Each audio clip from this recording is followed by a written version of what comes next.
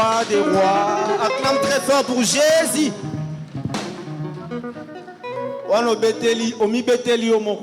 Est-ce que tu peux acclamer pour Jésus? C'est lui qui est ressuscité. Yes. Come on.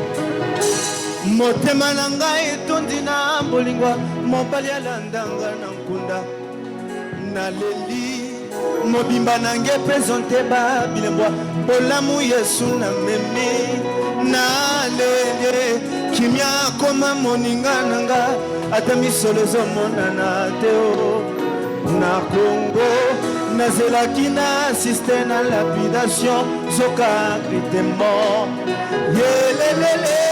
Surpris, Jésus m'a surpris, agréablement surpris, Jésus m'a surpris. Comment c'est?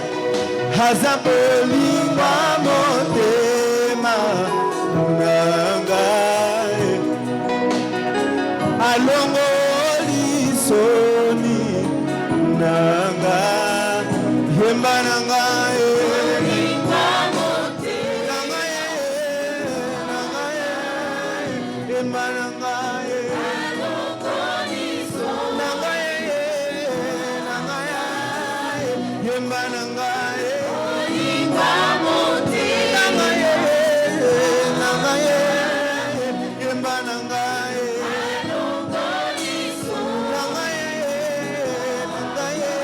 Est-ce qu'on peut mettre Milolo, Bakissa Milolo?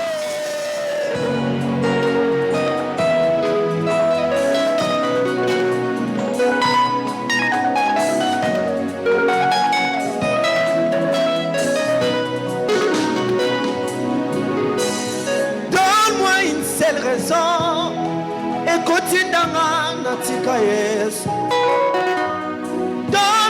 seule raison. Ekotindanga natika Yesu. Libala nazanango. Oebiango bien ezapona Yesu. Mambongo nazanango. Oebiango bien ezapona Yesu. Mituka tozanango. Oebiango bien ezapona. Comment c'est? Yango na kotingama Yesu na kotingama Yesu. Kopekisa te pona kondima te. Motema na ngai tondi na bolingwa mobali alandanga na nkunda naleli mobimba na ngai présente ba bilembwa bolamu Yesu na memi naleli kimia koma moninga nanga ata misolo ezomonana te. Ma chérie nangai atali bote somonana te. Kimia koma papa nangai ataba mbonge somonana te. Nazelaki na assiste na lapidation zoka crutement. Yedele surpris tatwenda bana ma surpris même agréablement surpris. Jésus m'a si. Comment c'est? Ah, Hazaboli wamo nangaye nangaye nangaye nangaye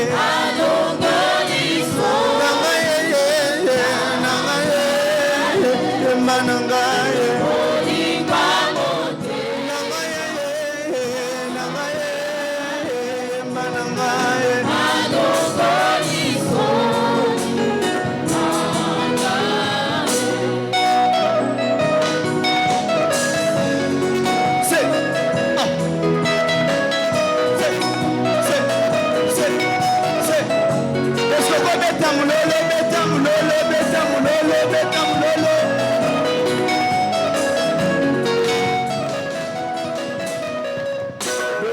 nzambe leki bolingo ya mokili oyo kosalela Yesu eleki mosala nyonso na se na moi eske kobeta milolo beta milolo beta milolo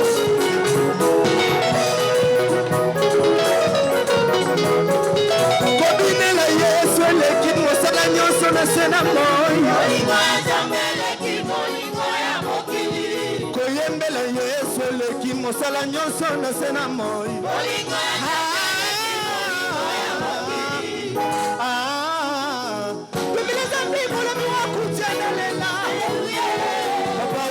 wimbila na sangenge papa wanya wimbila na samagenge papa wanya wimbila na sanjile hey moitié moitié moitié hey moitié moitié moitié hey moitié moitié moitié papa na waya soki zambe afongoli ekuke na nyatsa tembe na ye asa molongi akogota mokonzi nanga ata nazangi ne nyonso pembe nyonso na ngai papa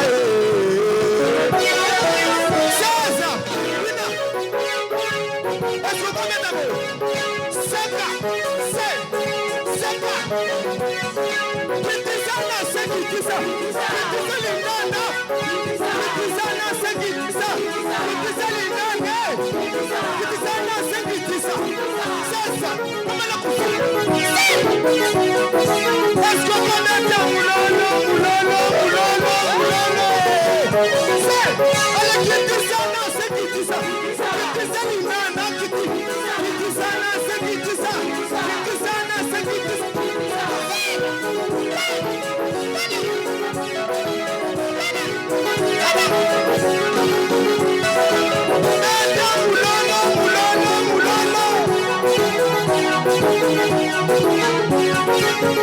Kitizana sekitisa kitisa linanda kitizana sekitisa kitizana sekitisa kitisa linanda kitizana sekitisa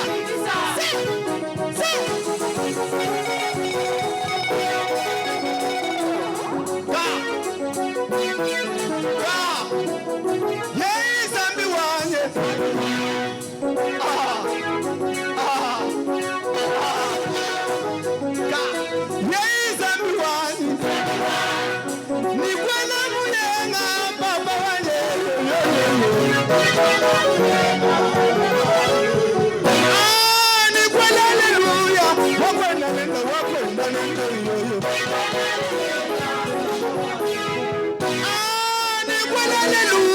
Sada yuwanu wakwenda nenda kuzenda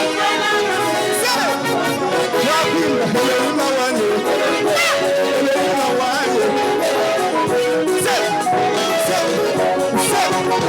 tamulongo tamulongo tamulongo tamulongo mipango nezali moso tamulongo tamulongo mipango nezali moso tamulongo tamulongo tamulongo tamulongo mipango nezali moso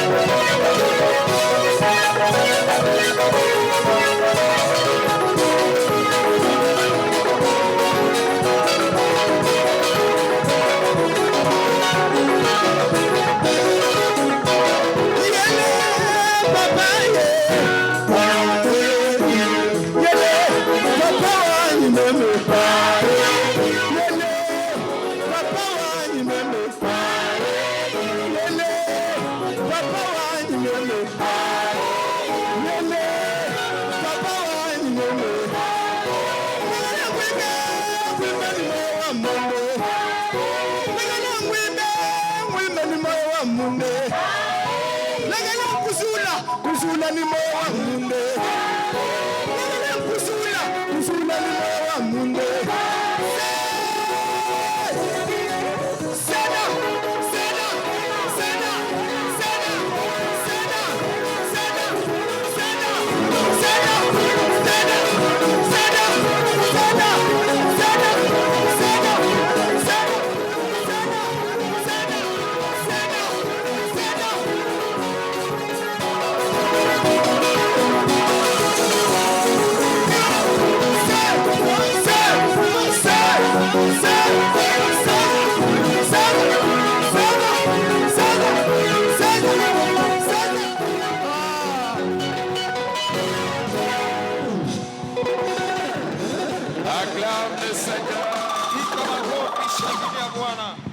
Amen. Amina. Je suis dans la joie lorsqu'on me dit Niko na furaha alors, sasa bananionyesha. es-tu dans la joie ce matin d'être dans cette maison? Tuko na furaha asubuhi ya leo kwa nyumba ya Mungu. Alléluia. Amen. Disons merci au Seigneur pour ce matin merveilleux. Bénissons ce Dieu merveilleux. Bariki Mungu mwema. C'est lui qui nous a amenés en ce lieu. Mungu alitufikisha muifasi. C'est lui qui a prévu de grandes choses pour nous. Kututarishia bikubwa. Nous te bénissons, Seigneur. Mungu wetu tunakubariki. Nous te bénissons, oh Dieu. Tunakubariki Bwana. Nous te bénissons, Père. Tunakubariki Baba yetu. Merci pour de grandes choses Asante jua mambo que tu makubwa. as accomplies pour nous. Ile unatimiza juu Merci yetu. pour de grandes choses Asante jua mambo que tu makubwa. amènes dans notre vie. Ile ushakuwekea maisha. Merci pour de grandes choses Asante kwa makubwa. que tu as accomplies pour nous Ile en ce lieu. unatutimizia Nous muifasi. te bénissons Tunakubariki. parce que tu mérites. Tunastahili. Tu mérites nos louanges. Unastahili sifa Tu zetu. mérites nos actions de grâce. Unastahili tendo za shukrani. Béni soit ton saint nom. Jina lako libarikiwe. Merci pour de grandes choses Asante jua mambo que tu as makubwa. accomplies pour nous. Ile unatutimizia Baba. Merci Seigneur. Baba Que asante. ton nom soit béni. Jina lako Que libarikiwe. ton nom soit exalté. Jina lako Que liimidiwe. ton nom soit célébré. Jina lako Que lishangiliwe. ton nom soit élevé en Jina ce lako lieu. liinuliwe mahali Béni hapa. sois-tu, ô Père. Ubarikiwe Mungu. Béni sois-tu, ô Ubarikiwe Seigneur. Baba yetu. Au nom Kwa jina de Jésus, la uwezo la Yesu. nous avons ainsi remercié. Amen. Acclame le Seigneur ce Pika matin. makofi mshangilie Mungu asubuhi ya leo. Aidez-moi à souhaiter la bienvenue à 2, 3, 4 personnes autant que vous pouvez Angalia bantu batatu baine batano balamukie dans na la maison de l'Éternel. balamukie na nguvu sana. Faites-le, faites-le bien. Fanya vizuri. Faites-le comme il se doit. Uifanye vile natakiwa. Si vous l'avez fait, s'il vous plaît, Kama ushakufanya, reprenons nos places. kaa nafasi zetu. Grande est ma joie de vous recevoir dans la maison du Seigneur ce matin. Niko na furaha munene kumipokea mnyumba ya Mungu asubuhi ya leo. Convaincu du fond de mon cœur que Dieu qui vous a amené en ce lieu vous fera du bien au nom de Jésus. Na hakika kusema Mungu leo nimefikisha hapa Si tu tametendea crois que mema. le Seigneur te fera du bien, dis Amen. Amen. Alléluia. Amen. Bienvenue dans notre journée d'alliance de brisement de malédiction générationnelle. Karibu sana musiku yetu ya agano ya kuvunja malahana ya mkizazi. Ce matin, tu es ici, ce problème qui a tant demeuré dans ta famille. Uko hapa asubuhi ya leo na mambo ile kukawa sana mjamaa yako. Le Seigneur mettra fin à cela au nom de Jésus. Mungu ataimaliza busubuhi bwa leo kwa Si jina la tu Yesu. crois en cela, dis Amen. Sema amina kama unaaminia. Dis à ton voisin, ce matin t'appartient. Umuoneshe jirani asebu busubuhi bwa leo ni bwako. Dieu fera quelque chose dans ta vie. Mungu atakutendea muujiza maishani. Nous allons parler de 2 messages, mais nous allons les combiner. Tunakuwa na ujumbe mbili lakini tutaiweka fasi Et moja. je sais que le Seigneur va vous bénir. Na yeye Mungu Plus atamibariki. essentiellement, n'oublions pas, nous sommes venus ici parce que Dieu veut mettre fin dans notre vie. Il veut mettre fin à cette malédiction qui a longtemps traîné. Tulikuwa msiku ya leo juu Mungu yuko tayari kumaliza ile malaana ishakukawia maisha yetu. Et un sous-enseignement qui est intitulé Na tunakuwa na mafundisho inasema Servir Dieu et les intérêts de son royaume kumtumikia Mungu na faida ya ufalme wake paye l'incomparable. inalipaka isiyolinganishwa. Servir Dieu et l'intérêt de son royaume paye l'incomparable. Kumtumikia Mungu na faida zake zinalipaka isiyolinganishwa. Nous allons prendre la partie 4b. Tabeba kipande kia 4 kipande kia B. Alléluia. Amen. Alléluia. Amen. Comme nous l'avons ici, nous avons su depuis que nous avons commencé. Tangu mwanzo wa hii mafundisho tulielewa kusema. Alléluia. Amen. Je parlerai du service plus je vais avancer. Alléluia. Tasemezea juu ya kazi tukienda mbele. Tu as été invité ce matin pour découvrir des choses qui arrivent dans ta famille. Ulikuya busubuhi bwa leo ulialikiwa juu vumbule bili mapitikana mjamaa yako. Identifier la cause de ces choses. Kuvumbula chemchemu ya ile Et matatizo. surtout, apprendre, être outillé, comment tu peux mettre fin à cela. Na upate kujua namna gani utapata vyombo juu ya kuisha ile mambo. De quoi s'agit-il? Inakuwa ni nini? Il s'agit de la malédiction. Inakuwa ni laana. Pasteur, Chungaji, c'est quoi une malédiction? laana yo yenye mbele ni nini? Quand on parle de la malédiction, Tukisemezea laana, à quoi faisons-nous allusion? tuko nafananisha na nini? Notez, la malédiction, Ni kusema hivi laana c'est toute force invisible ni nguvu ile ionekanaki qui agit activement contre la vie et la destinée d'un homme. ile inakoka natenda na nguvu yote kinyume na maisha ya mtu na maisha yake ya kesho. Je répète, c'est toute force invisible Ni nguvu yote ile hatuionaki qui agit activement ile inakoka contre, natenda na nguvu yote kinyume contre la vie d'un homme, kinyume na buzima wala maisha ya mtu d'une famille, wa jamaa d'une communauté ya watu washakusanyika ou encore d'un milieu. wala ya fasi moja mazingira. Je le répète, Narudilia, c'est toute force invisible ni nguvu ile ionekanaki qui agit activement ile inaendeleaka na kutenda contre la vie ou la destinée d'un homme, kinyume na maisha wala ujio wa mtu d'une famille, ya jamaa d'une communauté ya mkusanyiko wa watu ou encore d'un milieu. wala ya mazingira. Donc, à chaque fois que nous parlons de la malédiction, Saa yote tuko nasemezea lahana, nous faisons allusion à des forces. tuko nafananisha ile na Des manguvu. forces qui sont invisibles. Manguvu ile hatuwezi kuona na Et le macho, but de ces forces, c'est de combattre na inatakiwa tuipiganishe ile vita. la vie et la destinée, soit d'un homme, Maisha wala ujio ya mtu soit d'une famille, au ya jamaa fulani soit d'une communauté, au ya mkusanyiko wa watu ou encore d'un milieu. wala ya La mazingira. Bible dit dans Éphésiens chapitre 6, le verset 12, Waefeso sura 6 mstari wa nous 12 ne inasema, combattons pas contre la chair et le sang. hatupigani kinyume na mwili wala na damu. Il y a de ces combats qui s'élèvent contre nous, ce ne sont pas des combats de la chair. Kuko manvita ile tuko nayo aina ya mkimwili. Ces combats vont au-delà de la chair. Ile manvita inashindia bumutu Nous bwetu. ne combattons pas contre la chair et le sang. Hatupigani na mwili wala na damu, Mais nous combattons contre quoi? lakini tuko napigana na Il nini? est contre les dominations, Na mautawala. les autorités, Mautawala contre les principes, les princes de ce monde, ni usema uchawi wa hii les dunia, princes de ce monde de ténèbres, ya dunia ya giza, contre les esprits méchants dans le lieu céleste. ya mapepo mubaya yote Il y ile a kwa des angani. forces qui combattent l'homme. Kuko mavita iko napiganisha Ces mtu. forces vont au-delà de la chair. Ile manguvu inashindia bumutu wa 2 mtu. Corinthiens chapitre 10, le verset 3. Wakorinto wa pili sura ya 10 mstari wa 2 3. Corinthiens 10, le verset 3. Wakorinto wa pili mstari wa La 10. Bible dit là-bas, même si nous marchons dans la chair, Aseme hata tuko natembea mkimwili, nous ne combattons pas selon la chair. hatupigani na mwili wetu. Le combat que ta famille rencontre, Vita ile jamaa yako le iko nakutana nayo, combat que ta vie rencontre, vita uko nakutana nayo le maisha, combat que tu vous savez, là où tu rencontres au travail, vita uko nakutana nayo fasi ya toi kazi. tu penses que c'est l'homme, Wewe unawazia aseme ni toi mtu, tu penses que c'est ton diplôme, unawazia aseme ni mais kieti chako. quelquefois ce combat va au-delà de ça. Ile mavita uko nayo Ça inashindia va bila uko au-delà nayo, de ça. inashindia nguvu yako C'est un bumutu. combat qui règne dans les sphères spirituelles. Ni vita iko ndani ya kiroho. Dans Zacharie 1, quand vous commencez, vous lisez plutôt le verset 21, Zakaria sura ya kwanza 21, on parle de 4 cônes qui se sont levés contre Israël. banasemezea mapembe ine ililamuka kinyume na Le Israeli. but de ces cornes, c'est de les disperser. Shabaha yabo ilikuwa ni kuharibisha Le batoto wa Israeli, but de ces cornes, c'est de les renverser. ilikuwa ni kuangusha batoto wa Il y Israeli. a des cornes qui combattent des familles comme ça, Kuku mapembe iko napingana na mafamilia, afin que personne ne lève la tête. abapendi ulamushe kichwa Vous mumaisha. voyez, dans une famille, personne ne lève la tête. Unaona mjamaa hakuna ule Quand anawezaka, les bonnes choses arrivent, boum, un malheur arrive. vitu vizuri vikifika mabaya anaona ingia C'est comme ça que les malédictions travaillent. pale. Njo vile laana C'est inatumikaka, comme ça que ces forces opèrent. njo vile ile manguvu Ce inatumikaka. matin, je suis en train de prier pour quelqu'un. Mimi niko nakuombea asubuhi ya leo,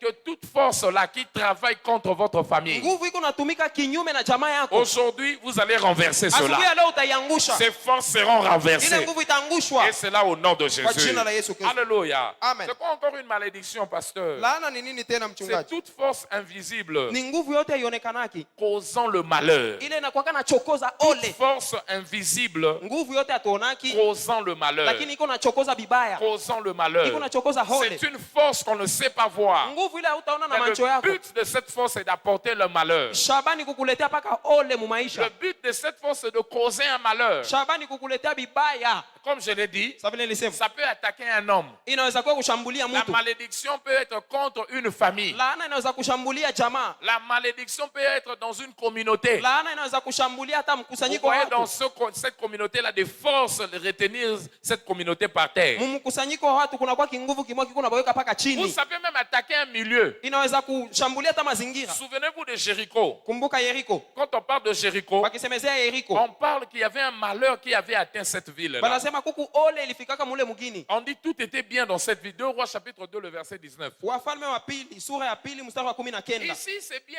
C'est une ville stratégique. Aseme ni mugini mzuri. Tout marche dans cette ville. Tout est bien. Biote binawezekanikaka C'est mu la mugini. vie, le séjour dans la ville est agréable. Lakini huu mugini wakati uko mzuri. Mais le problème, Tatizo sasa c'est l'eau de la ville ni mai ya ule mugini. qui rend le pays stérile. Ile iko nafanya mugini kwe tasa. Le pays là est exposé à une force qui amène la stérilité. Lakini kuku nguvu iko naletea ile inchi butasa. Il y a une force qui travaille contre ce pays, Kuku manguvu iko nakombanisha ile inchi. empêchant ce pays de pouvoir décoller. Juu ile ishinde kupaa. Il y a des pays comme ça. Kuna kwa mainchi ya vile. Alléluia. Amen. Il y a des coins comme ça. Kuku makona ya vile. Quand vous entendez certains pays avec des manifestations spirituelles, il y a de quoi voir pourquoi ce pays ne décolle pas. Unasikia mainchi ingine mampepo isha kupitaka ifo uyua kusema mule muku bintu bile biko na mpeshele na Allez kupanda lire hiyo. des pays comme le pays comme Haïti. ya kusema sa vile aitia. Quand vous voyez, on dirait tout est noir dans ce pays. Unaona biote biku bieusi On ndani. parle des forces spirituelles, des zombies qui règnent là-bas. Beko Alléluia. nasemezea wachawi weko natawala mle. Alléluia. Des Amen. forces spirituelles qui travaillent contre ces villes. Kukuma nguvu ya kiroho iko natumika kinyume na Avant ule de savoir, mwingine. tremblement de terre. Inaanza ni kutetemeka kwa Avant de bulongo. savoir, tempête. Inakuwa ni kimbunga kinakuwa. Actuellement, maintenant, c'est le banditisme. Hapa sasa inakuwa ni ugaidi. Tous les indicateurs noirs. Biote bia bieusi Un bieusi. bon président est venu pour apporter le bonheur. Avant de savoir un malheur arrive, le président part. Kizuri kikifika juu bizuri bingine bingie, unaona rais Qui est anakufa. derrière la complicité? Même la femme du président. Ni nani aliua rais? Bibi yake. Pourquoi?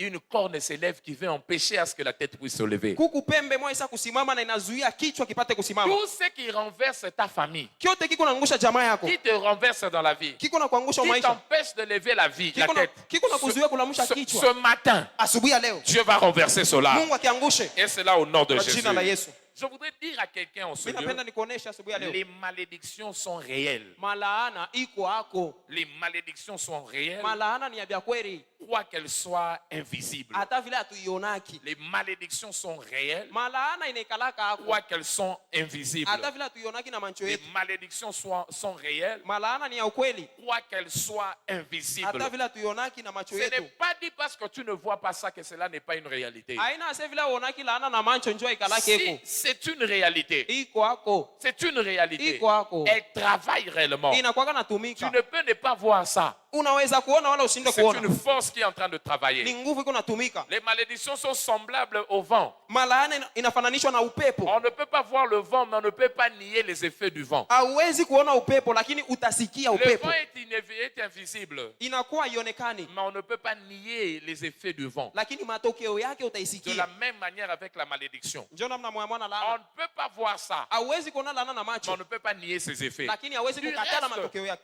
toute malédiction, lorsqu'elle arrive dans la vie d'un homme, Laana yote ikimfikia mtu mu maisha, l'une des premières choses qu'elle accomplit, c'est l'aveuglement. kitu kya kwanza inaletaka ni bupofu. La malédiction rend ses victimes aveugles. Laana inafanyaka bantu bakwe bipofu. Vous allez voir quelqu'un, il vit dans une situation qui n'est pas normale. Utaona mtu yuko naishi mu mambo isiyokuwa ya kawaida Mais il n'y a pas de discernement. lakini avumbuli. C'est comme il est aveugle. Hiyo sa kipofu. Rien ne marche dans cette famille. Hakuna kile kitu unaendeka. Rien ne marche dans sa vie. Hakuna kya kuendeka. À chaque fois qu'il monte, il tombe. Saa yote akipenda apande Elle anaanguka. te donnera toujours des explications naturelles Na ataanza paka kukufasiria mafasirio ya kimutu par rapport à ce problème spirituel kufuatana ile mambo ya kiroho iko pour nayo. te maintenir dans l'aveuglement. Iko na kubakilisha mu bupofu. Alléluia. Amen. Avant de savoir, tu deviens comme cet homme d'Ésaïe 42, versets 20 à 22. Isaya 42:21 mpaka Tu 22. es enchaîné, Baisha kukufunga minyololo. tu es ligoté, Baisha plié, kukufunga. mais personne n'est là pour dire libère. Lakini hakuna kusema sema muachilie. Regardez ce que la Bible dit. Biblia Tu nasema as vu ces choses, mais tu n'as point pris garde. aseme hivi tu bilikufikia On lakini a ouvert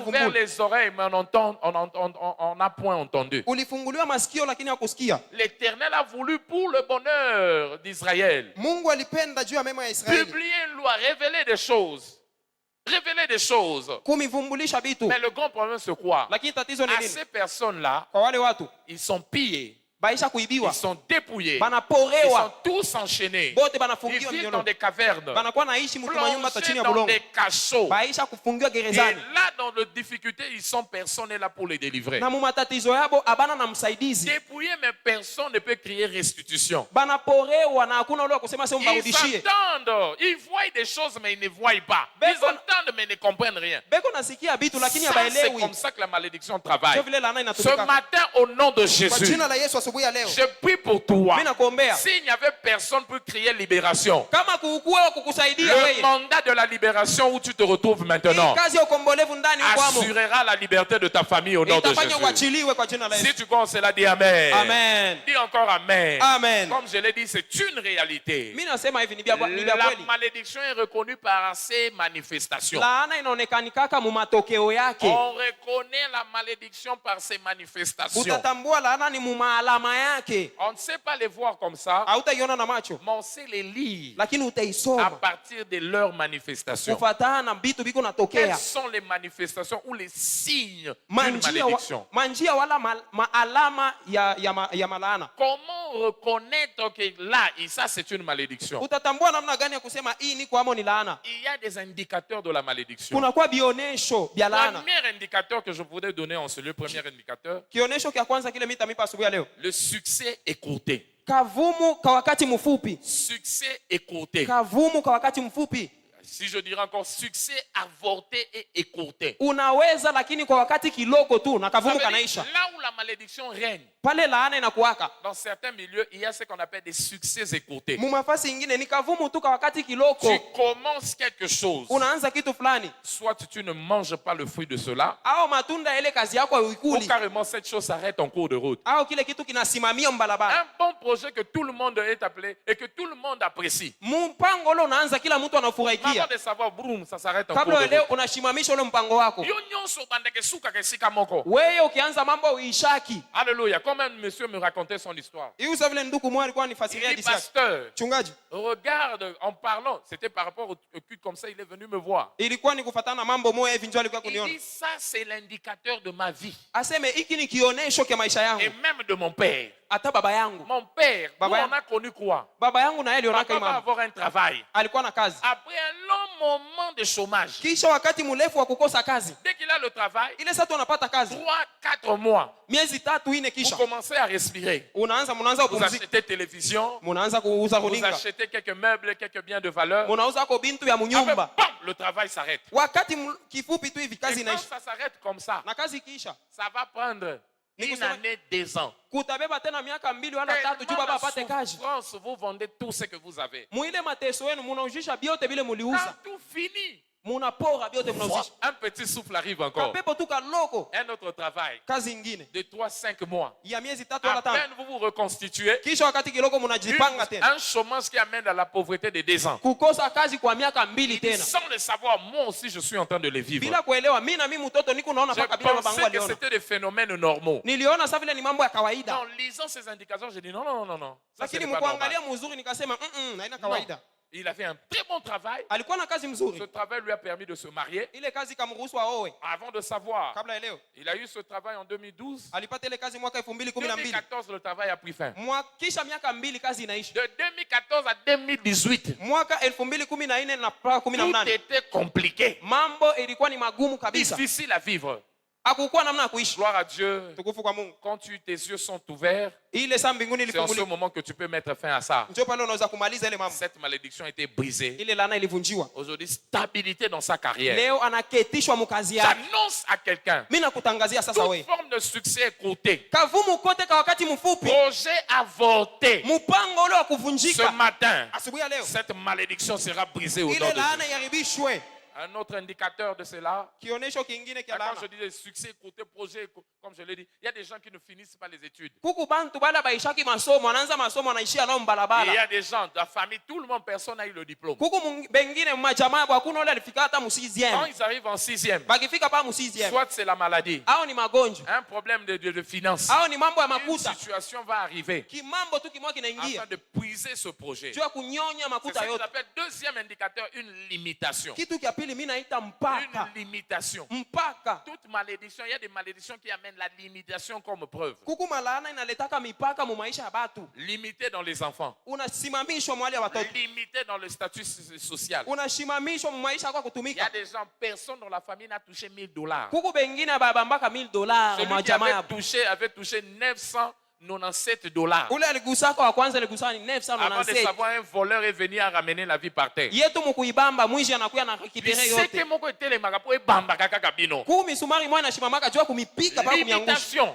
Mipaka. Osombi mutuka neti na famille na mutu te eza na droit kozala mutuka. À peine accident ye. Unauza gari vile mjamaa yenu abauzaka gari bana ukombanisha unafanya Les ajali. bandits viennent ba yiba mutuka ti lelo ekote kende yebana te. Gari inaibiwa na ule aliibaka ujui kama ni nani. Une limitation. Kuna kwa mipaka. J'annonce ce matin. Mimi nakutangazia asubuhi ya Comme leo. nyonso a limitation. Ile pepo yote ya kushimamisha. Nzambe azokuwa isango au nom de Mungu Jésus. yangusha asubuhi ya leo. Azokuwa isango au nom de Jésus. Aiharibishe. Alléluia. Amen. Batu miso eza privation de jouissance. Bengine banakosa furaha. Privation de jouissance. Banaimiwa furaha. Jamais ba jouissant na musala basala. Abayafurahikiaka hata siku mwana kazi yabo. Il n'y a pas de jouissance même dans les projets, dans le travail qu'ils sont en train d'accomplir. Hakuna furaha mu mipango wala mukazi beko natumika. Deutéronome 28, le verset 30 à 33. Kumbukumbu la Torati 28:8 Deutéronome 28, 30 à 33. 28:8. Limitation dans la jouissance. Kuna kwa mipaka ya furaha. Jamais yosepela na eloko. Au yafurahikiaka kitu hata siku moja. Quand c'est la souffrance, souffrir au travail, au souffrir na musala wana. Ukiteseka kukazi uko unateseka na ile kazi. Mais tant qu'il faut lia mbuma, mutu musu alie mbuma. Lakini sama matunda inafika mwingine njoo anaikuria. Revenez, verset 30. Mstari wa 13. Ozwi fiancé. Unapata mchumba. Otangisi ye. Unamsomesha. Nyonso avaye bayera lingi asilisi classe mubali musu abale liyo ye. Anapata kazi lakini mwingine njoo anakuwa kufurahikia Yoko matunda. bandi na fiancé. Wewe njoo ulianza na mchumba Tes wako. petites économies, tu l'as soutenu à étudier. Tumakuta toko tatuloko unamsaidia kufunda La masomo. collation à comme boyo kangano photo. Lakini ile siku ya collation nakatala tu mchofe. Photo zocha mama na katikati. Anakuwa namweka ni mama pa Akoyo katikati. ka 2 mois zui musala bali mutu mususu. Miezi 2 anapata kazi anakimbilia kwa Tu mwingine. investis mais tu ne manges pas le fruit de ton travail. Huku unaotesha lakini Quelqu'un hauvuni dit ce n'est matunda. pas normal. Aina ya Et kawaida. je prie ce matin. Na mimi nakuombea asubuhi ya Tout leo. ce qui t'a été volé, Kyote kile bali kuiba. tout ce dont tu as été privé Kyote kile bali kuima. à cause de cette malédiction, Kufuatana na ile laana. aujourd'hui, Leo. cela prendra fin au nom de Imalizike Jésus. kwa jina la Yesu. Yo na musala tangu musala eza tina te yo wana. Wewe kukaji ile sakaji kwa bujinga huku kwako natosha Tangu jasho. bandi ko répondre. Ile sakaji na kwako ya bien. Nicolas 5000 frères bungi balongoli yo. Juu tu ya ka 5000 kanapotea basi wewe njoo riiba. Un autre vient manger le fruit du travail. Mwingine anakuwa kufurahikia kazi Ça ne yako. peut plus continuer ainsi. Bisiendelee vile. Ah non, non, la Bible dit, dites au juste, il mangera le fruit de son Biblia travail. inasema muoneshe mwenye yake atakula Tu matunda yake. travailles, tu dois manger le fruit de ton travail. Unapanda utakula Tu matunda. commences un projet, tu dois manger le fruit de projet. Unaanza mpango inatakiwa ufurahikie. Yodo kotisa idée wana na commune na quartier ozali. Wewe njoo lingizaka ile wazo mufasi unaikalaka. Batu nyonso basepeli. Bantu banaifurahikia. Bavo yeba. Kabla uelewe. Un problème est arrivé. Kimambo kimoja Mutu kinafika. mususu ya sali même oyo sala que lui réussit, toi tu as échoué. Mwingine anakuwa kufanya paka bile wewe ulifanya lakini yeye anaweza Quelqu'un ona dit shinda. ce n'est pas normal. Aina ya kawaida. Dis encore ce n'est pas normal. Sio ya kawaida. Un autre, c'est les échecs répétés. Ingine ni kushindwa kila siku. Il est possible d'échouer dans la vie. Inawezekana ushinde maisha. Alléluia. Amen. Mais quand ça devient répétitif, Lakini kama wewe njina yako inakuwa malgré kishindwa. des leçons et des stratégies adéquates établies, Ingawa vile banakufundisha je lakini wewe unakuwa ça kishindwa c'est le maisha. plus normal. Aina ya kawaida. C'est un problème Ni spirituel. mambo ya kiroho. Et ce problème doit être traité. Na ile mambo inatakiwa Ça doit itunziwe. être traité. Itunziwe. Sinon, rien de bon ne va arriver. Au hakuna kile utapata. Est-ce que quelqu'un me comprend? Ah. Hein? Échec. Wewe ni kishindwa. Toi, Kishindwa. tu t'investis dans ce que les autres aussi investissent. Wewe uko unafanya bile bengine beko unafanya. Mais chez toi, ça ne marche pas. Lakini wewe uwezake. Et l'autre, on a quartier, on était kamakaka, mais il y a eu été kamakate. Mu ile fashi uko naikala kile unaujishaka njoba Il y a unaujishaka. batu monsieur ezo kende liboso. Biako abauzaki bingine biko naenda Oza mbele. na taxi na yo zoka ba cliente, mais ya batu monsieur ezwaka. Huku na gari, mugari yako mupandaki bantu lakini mu ya bengine Attends, unapanda. check climatiseur. Hata unaoka kuleta baridi. Mutu a préféré mulunge, mais ya yote. Mtu anapenda Non, non, non, kivukutu non, non. mwako Ça, ce n'est pas normal. Aina ya kawaida. Quelqu'un dit ce n'est pas normal. Sio ya kawaida. Aujourd'hui, tout Leo. ce qui n'est pas normal dans ta vie Ile sio kwa ya kawaida maisha. sera enlevé au nom de Mungu Jésus. Je aifagie. dis sera enlevé au nom de Jésus. Aifagie kwa jina À la part Yesu. ça, il y a des maladies héréditaires. Kuku magonjwa ya mukizazi. Maladie moko se répétaka. Magonjwa Mungu naachiana. Oncle abelaka ngo. Muyomba alikuwa nayo. Mama abelaka ngo. Mama alikuwa nayo. Bino nyonso belaka ngo. Mwe bote. Bwana kosu moko ya batu nyonso te. Kukofola haina sasa kwa bantu bote. Même moi, on a 2 ans. Hata katoto kadeza na kopa. Ce n'est pas normal. Sio ya kawaida. Alléluia. Amen. Ce n'est pas normal. Haina ya kawaida. Alléluia. Amen. Donc, il y a une situation comme ça. Kuku mambo inafanyishika Et kabisa. ça c'est kosu wa famille na biso. Aseme kukofola huku kukofola ni kwa mjamaa Et ce yetu. que bandi Ikianze et loko nyonso malamu il faut ici là. kiote kile kizuri mulikuwa nako kitaribika. Alléluia. Amen. Il y a d'autres aussi qui me regardent par Ku exemple. bengine beko naangalia hapa. Il y a bino komaka quand les bonnes choses viennent d'arriver. Yengine kama mambo mzuri inatafuta kumifikia mweye. C'est en ce moment que des mauvaises décisions arrivent. Mwile mambo njo maamuzi mubaya inafika. Alléluia. Amen. Na benga kiongo na premier qui confusion. Unakuwa na tofautisha mambo. Alléluia. Amen. Confusion et aveuglement dans tout ce qui est entrepris. Muvurugo na bukipofu mubile uko nafanya. Kaba confusion. Wewe ni mvurugo. Yo ba décision et ba confusion. Wewe wiki ya kufanya uko na bifanya tu cha kufanya. Aveuglement. On l'a d'ailleurs lu Deutéronome 28 verset 28 à 30. Kumbukumbu la Torati 28 Yo, mpaka 13. confusion na nyonso salaka. Wewe unafanyaka kila kitu pasipo Ça kujua. c'est un indicateur de malédiction. Ile ni kionesho kia usema kuna laana. Dieu dit je veux te frapper des délires d'aveuglement et d'égarement d'esprit. Mungu anasema atakupofosha wewe utakuwa kipofu. Pourquoi? Dieu en est- Pour que tu t'attends en plein midi comme l'aveugle dans l'obscurité. Juu uanze kuanguka mjua, sasa vile kipofu ule Et tu shina na macho. n'auras point de succès dans tes entreprises. Na hutawezaka hata mkile utaanzaka Tu kufanya. seras tous les jours opprimé, Siku yote toka paka kutesewa. dépouillé. Bana kuiba. Et il n'y aura personne pour venir à ton secours. Na hakuna ule atakao Que kusaidia. Dieu ne permette pas ça dans la vie de Mungu quelqu'un. asiruhusu kwa jina la Yesu. confusion dans ma décision. wewe unakuwa na mvurugu maamuzi. Musalo nyo kwame. Kazi ile On ushakutesewa t'a dit yamba. patience. Banakwambia vumilia. Dans un mois, patron, zo kaniselo déjà prochain malamu. Mwezi mmoja bosi wako yuko nawaza kufanyisha kitu kizuri. Prochain voyage yé. Wewe unasema sasa nisafiri kwanza. Okay, ne wa kolwezi. Niende Kolwezi. Tango ke kolwezi osonga boy, ba Sasa naenda remplacer. Kolwezi, mpango naisha. Alléluia. Amen. Les décisions moko ya kaka pour faire perdre mbongo. Maamuzi na kuweka juu kupoteshe tu makuta. Alléluia. Amen. Il y a yo nyonso.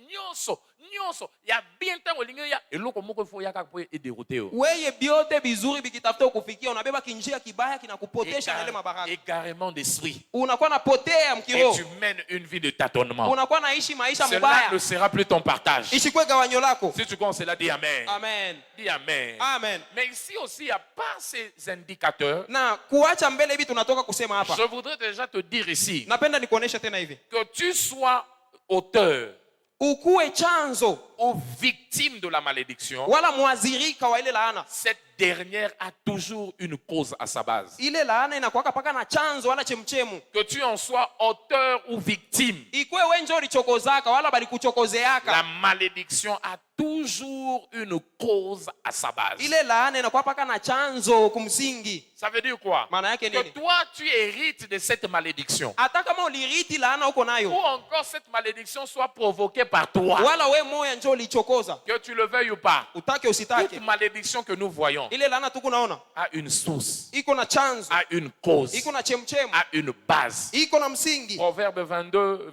26, le verset 2. Mezali 26 mstari wa pili. Proverbe 26, le verset 2. Mezali 26 mstari wa pili. La Bible nous dit là-bas, Biblia inasema la malédiction sans cause n'a pas d'effet. laana ile ina na chanzo haikuwa kina matokeo maisha Lorsque ya la mtu. malédiction n'a pas de cause, Kama laana haina na matokeo elle ne peut pas avoir d'effet. haiwezi kumichokozea kitu Si maisha, elle a des effets, lakini kama iko na matokeo c'est qu'il y a une cause attachée à ça. ni kusema kuku chanzo, Il y a une cause qui retrace cela. kuku chanzo ile iko naichokoza, Et cette cause, ça peut venir de toi, na ile chanzo inaweza kutokea kwako même de tes aïeux. wala ya baze ya bankambo yako. C'est comme ça qu'on parle de la malédiction générationnelle. Pale tunasemezea malaana ya Toi, tu n'as mkizazi. pas créé ça, Haina wewe ndio uliumba, mais cela est venu de tes aïeux. lakini ilikufikia inatokea Peu kwa bankambo. importe la forme de cette malédiction, Ingawa namna ile laana elle aura eu un effet. haista kufanyishia kitu, Elle aura un effet. itakuwa na tokeo, Elle aura un effet. itakuwa na Alléluia. tokeo. Est-ce que vous me comprenez? Unanielewa? Et je voudrais aussi dire ceci. Napenda ikuonesha tena hivi. Je voudrais dire quoi, pasteur? Que veux-tu dire? Mchungaji, unapenda useme nini? Je voudrais dire, elle ne part pas, la malédiction ne part pas de soi.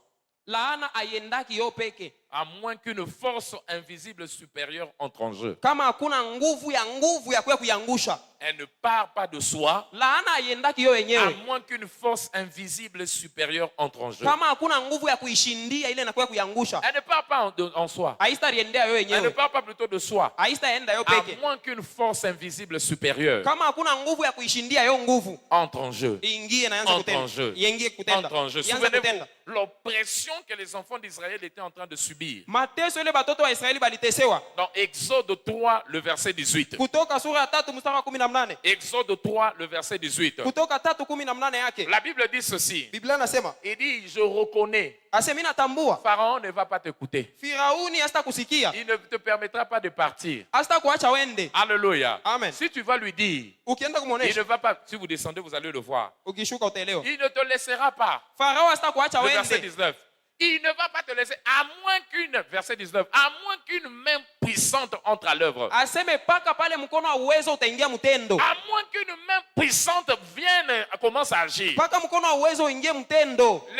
La souffrance d'Israël n'avait pris fin que lorsque la main supérieure de Dieu était entrée à l'œuvre. Mateso ya Israeli limalizika ni paka pale mkono wa Mungu uliingia matendo. Oh non, ça va changer avec le temps. Qui t'a dit Ase ça? bitamalizika na wakati. Rien ne change avec le temps. Hakuna kile kinabadilika Au na wakati. contraire, une malédiction s'empire avec le temps. Laana inakuwa naongezeka mbwingi bwa masiku. Alors, Sasa. si tu veux voir son changement, Kama unaweza kuona il mabadiliko, faudrait qu'une force supérieure inatakiwa upate nguvu puisse entrer en jeu iingie na ianze kutenda afin de mettre fin à juu ya cela. kumaliza ile laana. Voilà pourquoi dans Zacharie que nous avons lu là, Mukitabu cha Zakaria tulisoma il y a des forgerons kuna kwa waranda qui se mbao sont levés pour briser ces cornes qui ravageaient Israël. bale balisimama juu ya kuvunja ile mapembe. Ce matin, Asubuhi ya leo des forces vont entrer à l'œuvre. manguvu itaingia mtendo Et ces forces vont renverser ces na malédictions. itaangusha laana yako Au yote. nom de Kwa Jésus. jina la Yesu. Au nom de Kwa Jésus. jina la Yesu. Si tu crois en cela, dis Amen. Amen. Dis encore Amen. Sema tena amina. Aide-moi à dire à ton voisin, Umuoneshe kwa jirani ces malédictions doivent partir. ile malani anatakiwa iende. Notez encore ce point qui s'avère être important. Muandike tena hiki nukta kinakuwa kia mzuri sana.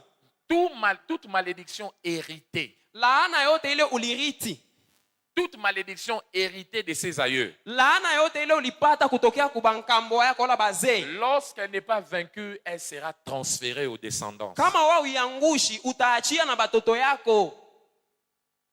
Alléluia. Amen. Toute malédiction héritée de ses aïeux, Laana yote bankambo yako balikuachiaka, lorsqu'elle n'est pas vaincue, kama wao auimalizi, elle sera transférée à sa descendance. wewe na wewe utabaachia yo batoto yako. Ça veut dire quoi? Maana yake Quand ni vous avez hérité une malédiction, ile saa uliriti laana, vous êtes victime d'une malédiction générationnelle. unakuwa mwazirika wa laana ya kizazi. Si vous ne vous levez pas pour stopper ça, Kama wewe ushimamishi ile laana, vous allez transférer cela. uyose utaachia, Alléluia. Vous utaambukiza, allez transférer cela. utaambukiza, Vous allez transférer ça utaambukiza à Bwana vos enfants. Ça veut dire kwa batoto le wenu. combat que vous avez hérité de vos parents. Mavita ile bazazi yenu Si vous balimiachiaka, ne stoppez pas ça, kama mweye muishimamishi, c'est un combat déjà qui sera transféré aux enfants. muyose na batoto wenu batakombana Voilà mpaka ile pourquoi ta vita. présence joue un rôle capital Uwepo wako ni wa muhimu sana pour stopper et mettre fin à ce qui a régné longtemps dans ta famille. juu ya kushimamisha na kumaliza ile laana La ya bonne mjamaa. nouvelle est celle-ci. Habari njema ni Maladie wanezosila, ile magonjwa itaisha, trouble wanezosila, vurugo ishe, oppression wanezosila, mateso ishe, situation wanezosila. ile mambo Si mbaya tu ishe. crois en cela, dis Amen. Sema amina kama Lève unaamini. ta main là où tu es. Namusha Au mkono nom wako de kwa Jésus, jina la je Yesu. prie pour toi ce matin. Mimi nakuombea asubuhi ya leo, Trouble nyonso mambo yote ezo vurugu régner na famille na yo, iko natawala na mjamaa, santé na yo, afya yako ezoganga kouta na mboka. iko nalalamika Ce mjamaa, matin,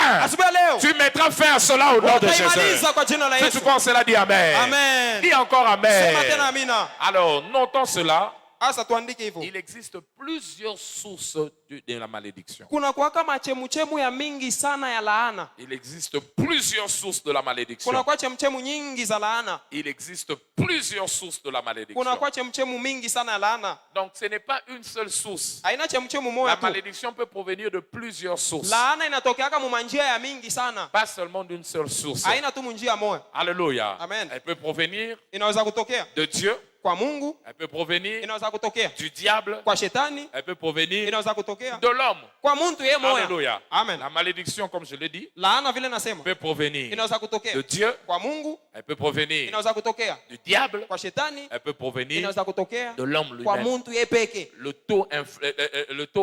L'auto-imposition de malédiction. We moya unariwekea laana pa kichwa yako. Une malédiction que toi-même tu peux provoquer. Laana ile wewe moya unachokoza. Et par rapport à ces différentes sources de malédiction, Sasa kufuatana na hii mahai na laana, il doit aussi avoir plusieurs différentes approches pour résoudre cela. kuna kuwa namna unatakiwa usogelee juu uishe ile mambo. Comme je l'avais dit au premier culte, Sasa vile nisema kwa ibada ya on kwanza, peut avoir le mot de ventre. unawezekana uko na magonjwa ya On tumbo, peut avoir mal au ventre. unasikia tumbo iko na kuluma, Mais la cause de notre mot de ventre, de Lakini- nos maux de ventre, chanzo ya tumbo yako kuluma cette cause peut être différente d'une personne à une autre. inawezekana iko na manjia ya mingi, iko na chanzo ya mingi. Un peut avoir mal au ventre parce qu'il a mangé le fumbois. Kia kwanza inawezekana ni juu kula fumbwa, Un autre peut avoir les maux de ventre parce qu'il a faim. mwingine tumbo inakuluma juu ya Un njala, autre peut avoir les maux de ventre parce que c'est la fièvre typhoïde. mwingine ni juu ya homa njo inalumisha tumbo, Un autre peut avoir des maux de ventre parce que ce sont des ascaris et des ankylostomes. mwingine ni juu ya bilulu vile vya mtumbo njo vinamlumisha. Un autre aussi peut avoir un maux de ventre parce qu'il est victime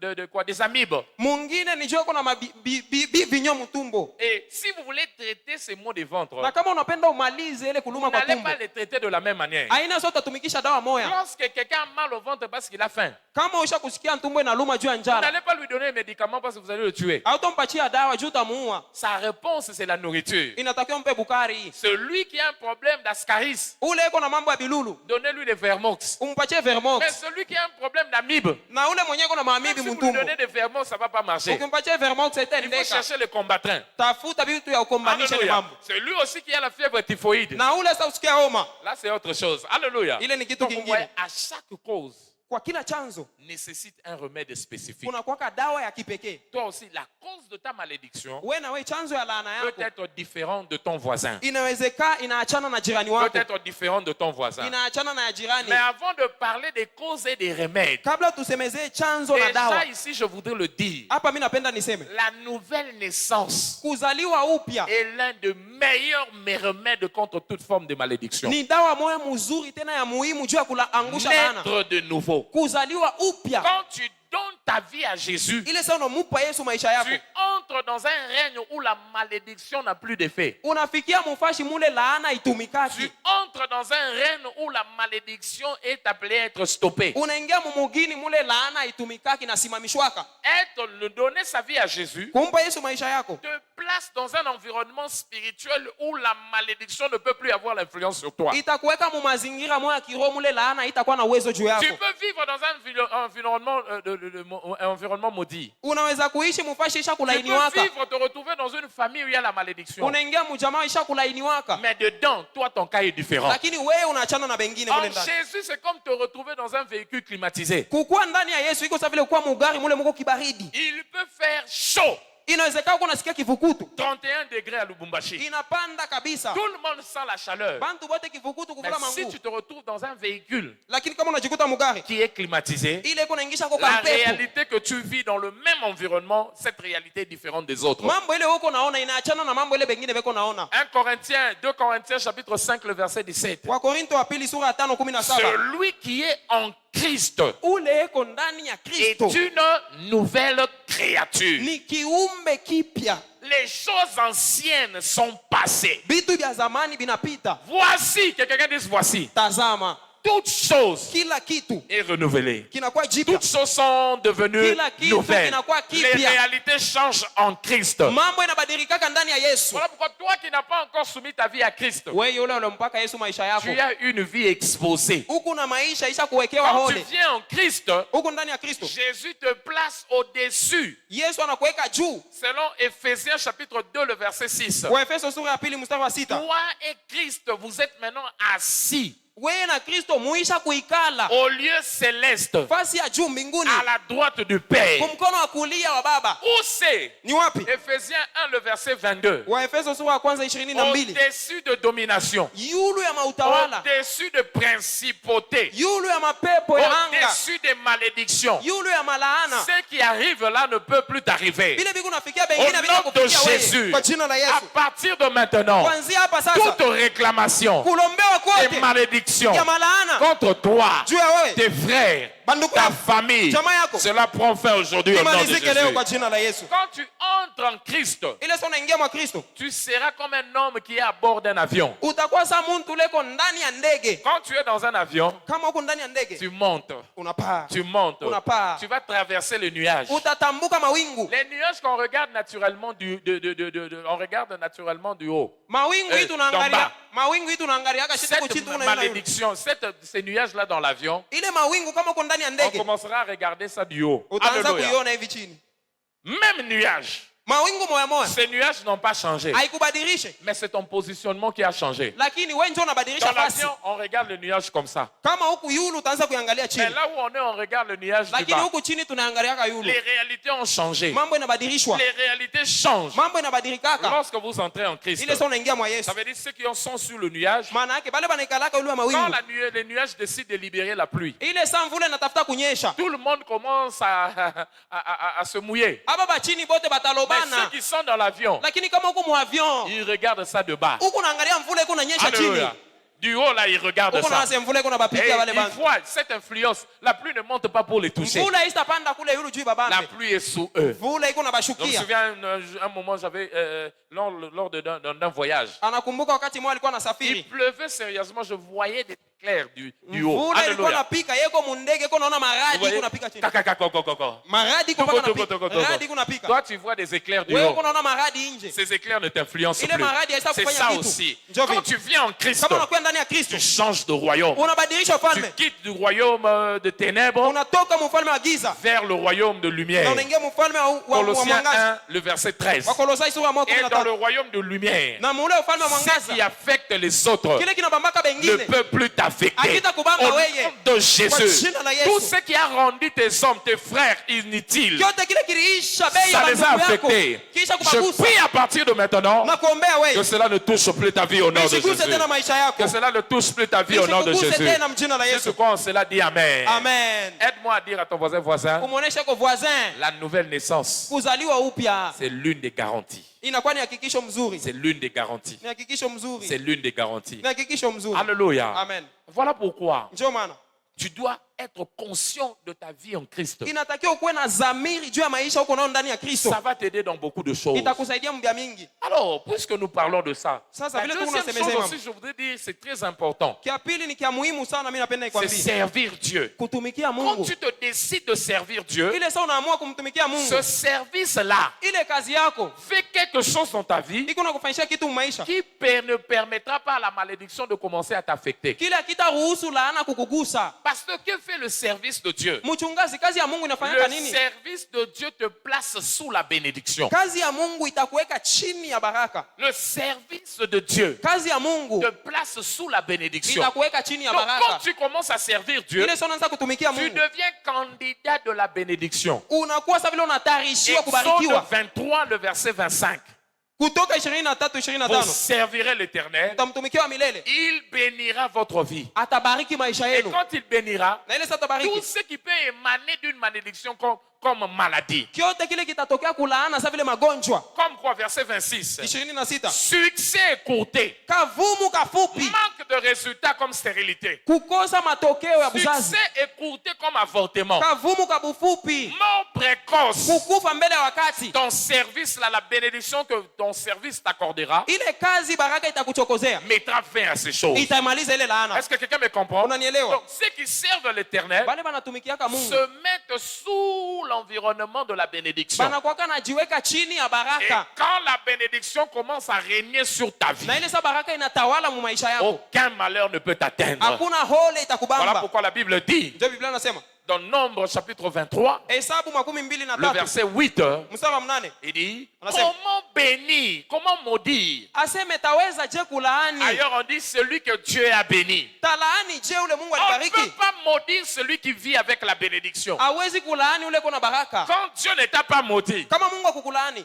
Dieu ne fait que te bénir. Mungu yuko paka ni wa kukubariki. Personne n'a le droit de te maudire. Hakuna ule Voilà atakulaani. pourquoi j'annonce. Ndio pale nakutangazia. Okomi nzete muselu. Wewe unakuwa ni mtu wa nguvu. Libabe nyonso babwakeli yo. Jiwe yote batakutupia. Eko cielo muka. Itaanguka chini. Eko kweya. Ça ne Itaanguka. sera plus attaché à toi. Haitakubamba Toi tena. et ta famille. Wewe na jamaa. À partir d'aujourd'hui, Kuanzia leo. je déclare cette malédiction. Ile laana mimi nasema. Prendre fin au nom de Jésus. Imalizike kwa jina la Yesu. Voilà pourquoi sers Dieu. Tumikia Mungu. Dans quel domaine tu peux servir Dieu? Unaweza kumtumikia Mungu Tu mfasi peux gani? servir Dieu dans la prière. Mu maombi kia Dans la kwanza. prière. Kia kwanza mu Quand tu maombi. commences à prier, par exemple, pour que Dieu envoie la parole. Ile soko naomba juu Mungu asukume neno. Cette parole qui va établir les gens. Ile sauti itashikamisha La watu. parole de vie qui va stabiliser la vie des gens. Neno ya uzima italeta starehe mu maisha ya Tu watu. pries pour que Dieu envoie ça dans l'église. Huku naomba juu Mungu aisukume Tu es mkanisa. en train aussi de travailler dans la prière. Huku natumika ndani ya maombi. Parce que c'est la parole qui stabilise la vie des gens. Neno njo inaletaka starehe mu maisha ya watu. Jean 6, le verset 67 à 68. Yohana sura 6:67 mpaka Ils ont dit à 68. Jésus, à qui irions-nous? Banamuonesha Yesu tutaenda C'est kwa toi nani? qui as les paroles. Wewe njoo kuna maneno ya Là où il y a la uzima. parole, les gens restent. Pale peko neno watu L'église banabakia. grandit. Kanisa inakomalaka. L'église s'épanouit. Kanisa Quand inanenepa. tu te mets à prier maintenant pour que Dieu envoie la parole, Ukijiweka juu ya kuomba Mungu atume que neno. tu le veuilles ou pas, Utake tu es usitake. en train de travailler Ni pour kusema Dieu. uko natumika juu ya Mungu. Alléluia. Amen. Tu peux aussi servir Dieu comment? Unaweza je tena kumtumikia Avec tes Mungu finances. na makuta yako. Tes finances. Makuta. Lorsque tu te mets à servir avec tes finances, Umtumikie Mungu na makuta yako. ton argent ne sert pas à la destruction, mais à l'avancement du royaume. Makuta yako haina ya kukunywa mpombe lakini ya kusaidia kazi ya Tu Mungu iende mets mbele. ton argent pour que l'œuvre de Dieu aille de l'avant. Unaweka makuta yako juu kazi ya Mungu isonge Mets mbele. ton argent pour que le travail de Dieu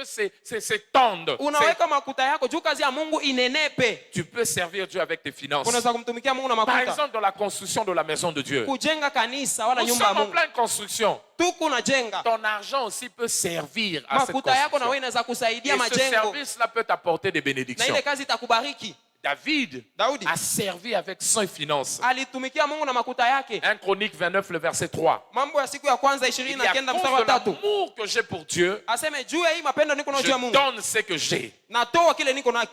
pour que ça puisse construire l'œuvre de Dieu. juu ijenge kazi yake. Ton offrande, Sadaka yako, ce que tu es en train de donner, kile uko natoa kwa Mungu, peut servir Dieu. inaweza kumsaidia Ça Mungu, peut servir Dieu. itamsaidia. Alléluia. Amen. Reçois la grâce Pokea neema de servir Dieu avec ce que tu ya as. kumtumikia Mungu na kale Quand uko tu nako. sers Dieu avec tes finances, Ukimtumikia Mungu na makuta avec yako tes biens, na vitu vyako, David, l'apôtre Paul disait, mon Dieu Paulo anasema Mungu wangu pourvoira tous ses besoins, tes besoins selon sa richesse. atanitarishia kila kitu kufuatana na utajiri wake. Philippiens 4, le verset 15 à 19. Wa Filipo sura 4:15 Dieu ne 19. manque pas de bénir ceux qui le servent même avec leurs finances. Mungu ashindwaki kubariki bale banakuwa wanamtumikia na makuta yabo. L'argent des ciments, des briques, tout ce que tu donnes là dans la maison, c'est une forme de service. Kyote kile unatoaka mu nyumba ya Mungu ni kusema huko unamtumikia. L'un de nos diacres, Dieu lui a dit, il avait vu une église en construction, Dieu lui dit, va investir là-bas. Shemasi wetu mmoja mkanisa aliona kanisa iko najengewa, Mungu anamwambia uende uoteshe Il ne mwele kanisa. savait pas qu'un malheur allait lui arriver. Ashikuya aseme ole inatafuta Et kumufikia. là où il allait donner le tôle, Dieu avait déjà averti au pasteur là-bas. Pale alitafuta kutoa malata, balikuwa besha kumuonesha Il dit, mchungaji. quelqu'un va amener des tôles. Aseme kukula ataleta En malata. réalité, la mort devait le rencontrer. Kifo kilitakiwa kimbambe, Mais le sacrifice qu'il va faire lakini zabihu ile alitosha. enlèvera la mort, combattra pour lui. Inaangusha kile kifo kitafuta Alors kumwangukia. quand ils ont reçu, ils n'étaient même pas partis. Là, on voyait qu'on aille donner. Ile saba alipokea manjanja anafikisha kule fasi. On priait pour lui là-bas. Banamwombea. Et avant de savoir qu'il a fait une terrible crise Kisha kuelewa akaanguka kabisa. qui a failli l'emporter. Ile ilitafuta kumchukua Mais maisha. avant de savoir Kabla ya leo les œuvres kazi yake investies dans la maison de ile Dieu, aliweka mnyumba ya Mungu. on parlait en sa faveur. Inaangusha kile kifo. Il a été même ramené de la mort à la vie. Banamrudisha mzima kwa sababu Ce alikuwa que tu shapoteza fais dans fahamu. l'œuvre de Dieu parlera en ta Kile faveur. unafanya juu ya Mungu kitakusemezea. Au nom de Jésus. Kwa jina la Yesu. Si tu commences cela, dis Amen. Amen. Mais fais-le de la bonne manière quand tu sers Dieu. Uifanye na uifanye mzuri. Tu dois servir Dieu de la bonne manière. Kama ni juu ya Mungu De uifanye quelle bien. manière, pasteur? Namna gani? Sers Dieu Tumikia Mungu avec une mentalité de privilège. na tabia ya kufanya vitu vizuri. Considère ton service comme un privilège et non un fardeau. Anza kuona ile kazi yako iko sawa vile bahati. Quand tu sers Dieu, ne trouve pas ça comme un fardeau. Oh, encore, oh. Kama Non. uko unatumikia Mungu usione sana ni mzigo Dieu banakupa. peut se choisir tout le monde. Et du reste, il y a des meilleurs plus que toi. Mungu anaweza kuchakula kila mtu na mimi nakuonesha sasa kuku bazuri Mais s'il kukushindia. te donne l'opportunité de le servir, Akikupa bahati ya kumtumikia, sache que c'est un privilège. uyua aseme ni bahati. Alléluia. Amen. Jérémie chapitre 23, le verset 33 à 40. Yeremia 23:30 mpaka Vous 40. pouvez aller lire chez vous à la maison. Unaweza kwenda usoma nyumbani. Et aussi 1 Corinthiens chapitre 26, le verset 1 Corinthiens 1, le verset 26 à 29. Wakorinto wa kwanza sura ya kwanza mstari wa 26 mpaka Il 29. dit Dieu se choisit des choses viles pour Mungu confondre les anachakulaka intelligents. bintu bila bina na maana. Il choisit des choses inutiles pour confondre ce qui se pensait utile. Bintu bila bina na maana jua kuangusha bale balikuwa Pourquoi? najiweka yulu. Pour que personne ne dise Juu kushikwa ule wa kusema c'est ma force qui m'a aidé à le faire. aseme ni nguvu yangu ndio ilifanya Pour que niweze. personne ne puisse se glorifier Mtu asijitukuze. en soi-même. Alléluia. Donc c'est un privilège de servir Dieu. Ni bahati kumtumikia Quand Mungu. tu sers Dieu, mets-toi dans ton esprit, c'est un privilège. Kama uko unatumikia Mungu, anza kusema siku yote aseme ni bahati. Comment encore servir Dieu? Sers-le avec bonne volonté. Kia pili umtumikie na nia Pas yako. contrainte, une bonne volonté. Bashi kulazimishe mtumikie na Que nia. ça vienne de ton cœur. Itoke muroho yako. Sois content de le faire. Kwa na furaha sasa unatumikia Fais-le Mungu. avec bonne volonté. Uifanye na nia yako. Quand tu sers Dieu, Sasa unatumikia tu Mungu. veux te retrouver sous la bénédiction, fais-le avec bonne volonté. Unapenda uingie mbaraka, uifanye na nia Fais-le yako. avec bonne volonté. Fanya na nia. Ephésiens 6, le verset 7 à 8. Waefeso sura 6 mpaka On dit 7. quand tu sers Dieu avec empressement, Kama uko unatumikia Mungu na kusukumwa, tu vas recevoir utapokea selon le bien que tu as fait. kufuatana na bila ulifanya. Alléluia. Amen. Tu récupères, rémunères ceux qui le servent avec bonne volonté. Mungu analipaka bale banamtumikiaka na nia yabo yote. Alléluia. Amen. Exode 25, Kutoka à 25 partir du verset 2. mpaka mstari wa pili. Dieu demandait à ce que les gens viennent le servir avec leurs biens. Mungu alisema batu bakwe bamtumikie na Mais vitu ceux qui vyabo. viendront, ceux-là qui ont un bon cœur, Lakini ba mamioyo mzuri. pas par contrainte, ceux qui vont le faire avec bon cœur, Hapana kulazimishwa, bale batafanya na mioyo yabo avec leur propre volonté. na nia yabo. Sers Dieu avec ta volonté. Tumikia Mungu na nia Ça va yako. t'apporter des bénédictions. Itakuletea mabaraka. Et à part cela, Na tukiacha hili, sers Dieu aussi sans relâche. umtumikie Mungu bila kuacha. Sers Dieu sans relâche. Tumikia Mungu bila kuacha. La bénédiction, c'est comme le climatiseur. Baraka inakuwa sawa vile kile kitu kinaletaka upepo. Quand vous mettez ça dans un environnement, Ukiweka mazingira fulani, aussi vrai que le moteur continuera à tourner, kama injini inaendelea na kutumika, vous jouirez de la fraîcheur. utaanza kupata paka Mais baridi. dès que vous stoppez le moteur, Injini kishimama, ce n'est qu'une affaire de temps. Huyu aseme kabaridi La akana hapo chaleur va tena. envahir. Kivukutu Vous kinamingilia. allez reprendre la température de l'environnement. Munarudilia muhali yenu ya zamani. C'est ça aussi. Ndio vile. Quand tu sers Dieu, Kama kuna tumikia Mungu, Dieu te amène, il te rafraîchit avec ses bénédictions. Mungu anakupulizia hako kwa baraka. Mais le jour où tu stoppes de servir Dieu, Ile siku unaacha kumtumikia, avant de savoir, kabla uelewe. l'approvisionnement à la fraîcheur va prendre fin. Huyu aseme kale ka baraka kanaanza La kukimbia. bénédiction prendra fin. Baraka inaanza Voilà kuisha. pourquoi continue de servir Dieu. Endelea na kutumikia Mungu. 1 Corinthiens 15, le verset 28. Wakorinto wa kwanza 15 La Bible makumi mbili na nous mnane. demande de travailler de mieux en mieux. Biblia inasema tuendelee na kutumika mzuri. Pas une fois, continue de le faire. Hapana mara moja, tumika kila siku. Continue de servir Dieu. Endelea na kutumikia Tu Mungu. maintiendras l'approvisionnement de bénédiction dans ta Utakuwa vie. paka naongeza mabaraka yule Je yako. prie Dieu pour quelqu'un qui m'écoute. Mimi nakuombea uko Que unanisikia. Dieu continue de te bénir. Mungu akubariki tena. Continue de t'approvisionner de ses Aendelee na bénédictions. kukuwekea bitu kwa Au jina la nom Yesu. de Jésus. Kwa jina la Yesu. Alors, quelles sont les bénédictions qui peuvent accompagner ceux-là qui servent Dieu? Asa mabaraka gani itashindikiza wale wanatumikiaka Mungu? Première bénédiction, Baraka ya kwanza, la protection divine. kulindwa na Mungu, La protection divine. kukingwa na Mungu. Aide-moi à dire à ton voisin, Umuoneshe jirani, la protection divine. kukingwa na Mungu. Alléluia. Amen. Dieu protège ses serviteurs. Mungu analindaka batumishi yake. Voilà même pourquoi je dis, l'un des remèdes même de la contre la malédiction, c'est le service. Dawa moja juu ya kuangusha laana ni kumtumikia Mungu. Dieu ne permettra pas à ce que tu sois attaqué. Mungu asitaruhusu Et ushambuliwe, surtout que tu sois mis KO. bakuangushe bakuue. Il va te préserver avec la bénédiction. Atakulinda na kukufunika na baraka yake. Sa bénédiction. Baraka. Daniel était exposé à cause de son service. Danieli aliwekewa nje juu ya kazi yake. Daniel 6, le verset 20 à 22. Danieli sura 6 20 Le mpaka roi 22. dit, le Dieu que tu sers t'a-t-il protégé? Mfalme anamuuliza Danieli, Mungu wako leo unatumikiaka Il dit alikulinda? oui, Dieu m'a protégé. Là, on voyait l'ange fermer la bouche des lions. Ase Mungu alinilinda, anafunga binywa vya simba. Quand tu sers Dieu, Sasa unatumikia Mungu. Dieu tellement va te bénir, il ne permettra pas que des choses puissent détruire comme la malédiction. Non. Mungu atakubariki na hawezi kuruhusu vibaya bikwe biharibishe ile baraka yake. Une forme, encore une autre forme de la bénédiction, c'est quoi? L'honneur. Aina nyingine ya baraka ni nini? Heshima. L'honneur venant de Dieu. Heshima inatokea kwa Mungu. Dieu honore ceux-là qui l'honorent. Mungu anaheshimishaka bale beko Quand unamheshimisha. tu honores Dieu Kama unamheshimisha Mungu par ton service, kupitia kazi yako, Dieu finira par t'honorer. Mungu atakuheshimisha na Il wewe. finira par t'honorer. Atakuheshimisha na Ceux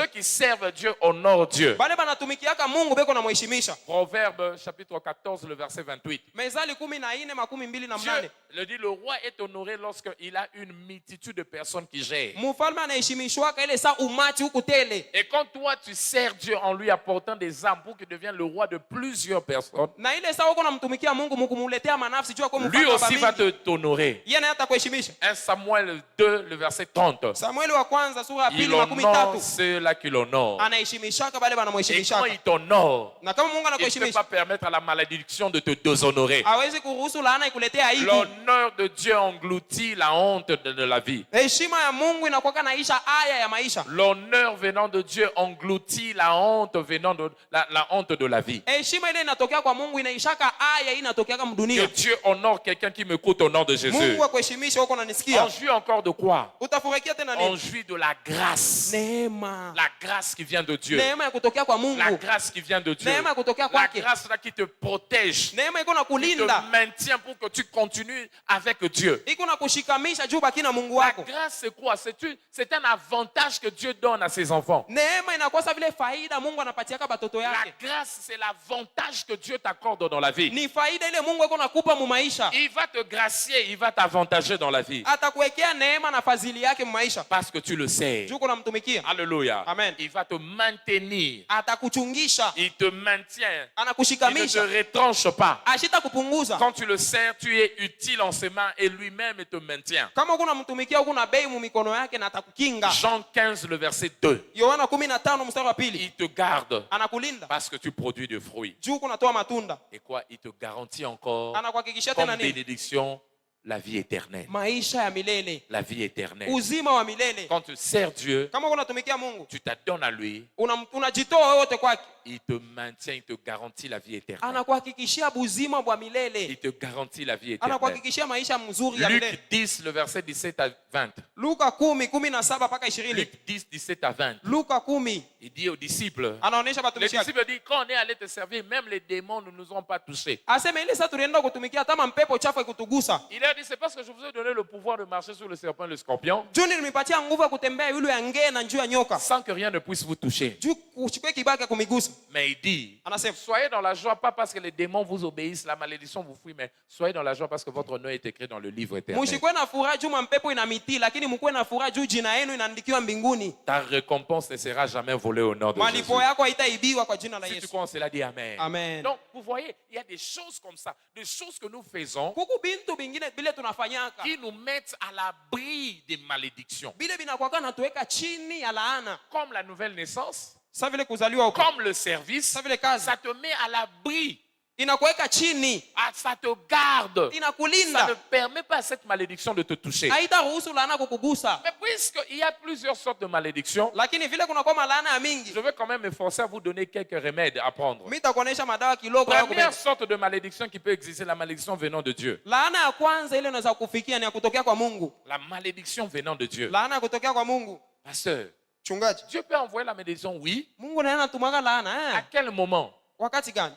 Quand l'homme devient désobéissant vis-à-vis de lui. Ile saa mtu anakosa utiifu kufuatana na maagizo ya Quand Mungu. l'homme s'adonne à l'idolâtrie, Mtu anaingia maisha ya kuabudu masanamu, il peut jouir d'une malédiction venant de Dieu. unaweza kupata laana kutokea kwa Mungu. Exode 20, versets 4 à 5. Kutoka 20 mstari wa 4 mpaka wa 5. Tu es croyant, mais quand tu commences à donner une place à l'idolâtrie, Huku aux mwa- idoles dans ton cœur, Huku mwaminifu, lakini ile saa unaanza kuabudu masanamu il y a maisha des yako. croyants qui commencent à aimer l'argent plus que Dieu. Kuku bakristu baisha kupendaka makuta Ils kumshindia Mungu. aiment la vie plus que Dieu. Baisha kupenda maisha yabo Ils kumshindia Mungu. aiment les choses du monde plus que Dieu. Baisha kupenda bintu bile beko nabyo. Il y a des gens ici qui sont prêts à travailler tous les dimanches Kuku bengine hapa bakimoneshe tu kazi ya dimanche hiyo pour qu'on yataenda. garantisse l'argent. Juu impatie tu makuta. Alléluia. Amen. Et ça, ce n'est pas le problème. Nous amenons Moutema. Amen. Mungu ni moyo. Ah. Sasa, Il y a des choses dans la vie Kuku bingine qui maisha. ne doivent pas prendre la place de Dieu. Bishibebe fashi ya Mungu. Matthieu 6, le verset 24. Mathayo sura Tu ne 6:24. peux pas servir deux maîtres. Hawezi utumikia balimu bawili. Dieu et l'argent, maman. Mungu Non. na makuta. Quand le diable ou l'argent prend la place de Dieu dans ton cœur, Ile saa kitu kingine kinabeba fasi ya Mungu mu maisha yako. l'idole, la maison, les biens que Dieu t'a donnés, Manyumba, magari wala pesa Mungu alikupa. c'est la malédiction qui peut t'atteindre. Huyo ase ni laana njoo itakuangukia. Alléluia. Amen. Et quand tu es déjà dans... et aussi la malédiction peut atteindre l'homme quand il méprise le sacré. Laana inaweza kumfikia mtu ile saa anaanza kuacha kubeula bitakatifu. La profanation du sacré attire la malédiction de Dieu. Kubeula bitu bitakatifu binakokotaka laana kutokea kwa Mungu. À la maison, vous pouvez aller lire 1 Samuel 2. Samueli wa kwanza sura ya Si pili. vous lisez cette histoire, Unasoma yote vous mzima. verrez comment les enfants de Élie, Utaona vile batoto ba Eli ils étaient déjà serviteurs de Dieu, mais ils ont commencé à profaner le sacré. balikuwa baisha kwa batumishi ya Mungu, lakini balikuwa na beula bitakatifu. Avant de savoir, Kabla uelewe, ils volaient les offrandes dans l'église beko de Dieu. naiba masadaka mwekalu. Avant de ils s'abusaient des gens dans l'église de Dieu. Beko nafanyishia batu bibaya. Tout ce que Dieu considérait comme sacré. Kile kyote Mungu alikuwa isha kuweka sasa vile Quand vous kitakatifu. touchez au sacré, c'est la malédiction venant de Dieu qui tombera sur vous. Ukigusa kitakatifu, hiyo ase laana itatokea kwa Mungu itakuangukia. Il y a des gens qui profanent des choses ici. Kuku bengine beko nafanya bibaya muifasi. Alléluia. Ils profanent ce qui est sacré. Beko nagusa Ils bitakatifu vya volent Mungu. des choses ici à l'église. Huko naiba bintu Tu mumisa. veux venir à l'église, tu regardes déjà la caméra. Unakuwa kanisa unaangalia kamera. Tu as déjà des projets pour des télévisions. Uisha kuipangia mipango. Tu regardes en plus tout ça. Il y a des gens comme ça. Unaangalia sasa Mungu Il matele ya regarde mingi même hata le likibe sac de son moyo. voisin. Il vient pour voler. Unakuwa ni juu ya bwishi. Mon frère, c'est la malédiction de Dieu qui va te suivre. Huyo aseme haustaiba tu lakini Hallelujah. utaiba na laana. Il profane des choses Huko unafanya mambo mbaya. contre ce que Dieu considère saint, Huko unagusa bitakatifu vya Mungu. sacré. Bitakatifu. Il critique la maison de Dieu. Huko unasemeza Il vibaya juu ya critique nyumba les ya hommes de Mungu. Dieu. Ça, c'est une malédiction qui va t'attirer, que tu vas t'attirer dans la vie. Masengenyo itakukokotea laana. Et quand tu rencontres ce genre de malédiction, Nende sana kutana na ile laana. fais appel à la miséricorde de Dieu. Alika buluma bwa Mungu. Tu n'as pas su, tu es peut-être bien victime. Parce que si Dieu lui-même te maudit, qui va enlever ça? Il n'y a que lui. Mungu kama yana kulaani hakuna ule ataitosha isipokuwa yeye moyo. Et deux remèdes rapidement pour ce genre de malédiction, c'est quoi? Mandawa mbili juu ya ile laana mbio mbio. réclamer la miséricorde de Dieu. lomba ko buluma bwa Mungu, Et à part la miséricorde de Dieu, na kisha buluma bwa Mungu tu peux aussi bâtir un autel de sacrifice. unaweza kufanya mazabao ya Demande kulomba pardon à buluma. Dieu, réclame cette miséricorde. Lomba huruma kutokea kwa Mungu, Pardonne-moi, j'ai profané ce qui était sacré. umuoneshe Mungu ase niligusa vitakatifu Et unihurumie, puis tu bâtis un autel de sacrifice. kisha unatoa zabihu kwa Mungu. Dieu avait amené de la malédiction du déluge, Mungu aliletaka laana ya mvula, mais l'autel de cet homme qui s'appelait Noé a mis fin à ça. lakini mambo ile Noa alifanyaka njo limalizaka. Genèse 8, le verset 20 à 22. Mwanzo 8:20 mpaka 21. Fais-le et Dieu te bénira. Uifanye na Mungu atakubariki. Il y a une autre malédiction encore, Laana ingine tena c'est la malédiction de la loi. ni laana ya sheria. À chaque fois que vous enfreignez la loi, Saa yote ile unaenda kinyume na sheria, vous serez toujours passif des sanctions. uyue aseme utapigiwa paka, utakaripiwa. Je l'avais dit au premier culte, Nilisema mwibada ya kwanza, dans la vie, mu maisha il y a des lois. Dieu, pour bien faire fonctionner le monde, il a établi des lois et des principes. juu dunia itumike mzuri, Mungu aliwekaka masheria na makanuni.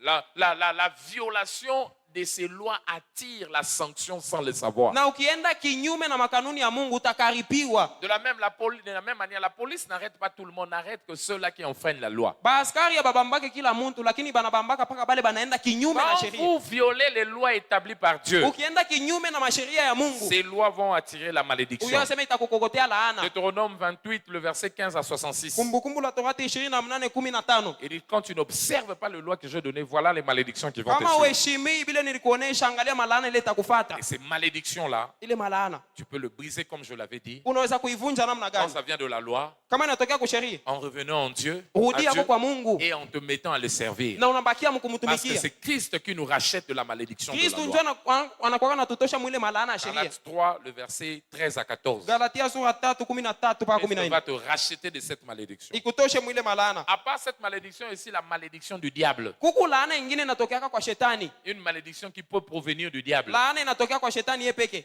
Quand est-ce que je peux avoir cette malédiction? Naweza je kulainiwa na shetani? Alléluia. Amen. Quand tu entres en contact aux choses qui sont maudites. Ni ile saa Alléluia. ni ile saa unajiunga na Des vitu bisha objets et kulainiwa. des choses qui ont la malédiction. Bintu bile bisha kulainiwaka njoo unajiunga nabyo. Il y a des gens qui me regardent. Kuku bengine beko Il y a waniangalia. certains chaînettes au lata. Kuku tumacheni tungine uko navala. Il y a un mema ba double na yo. Njoo isha kukuleteaka mambo maisha. Alati yemo ka sombi la maba komi the devil is my king. Unavala nguo inasema aseme shetani njoo mfalme wako. Yesu ko atanga ngo mi devil is Aseme my hii ni king. devile ou bien ni nini? Habite polo eza kitoko. Beko natafuta Et kusema puis ba vile chango bien ni nini. maseke. Amen. Unaona tu mama sengo aseme Tango lati yango za alliance moko kote ile na saa mo unavala sans ni le savoir. agano. Alléluia. Amen. Habite ba combien de devil, ba combien de mes devil. Aseme banjiki shetani banaandika ni devile kama ni mavile mbili. Mi devil is my king. Amen.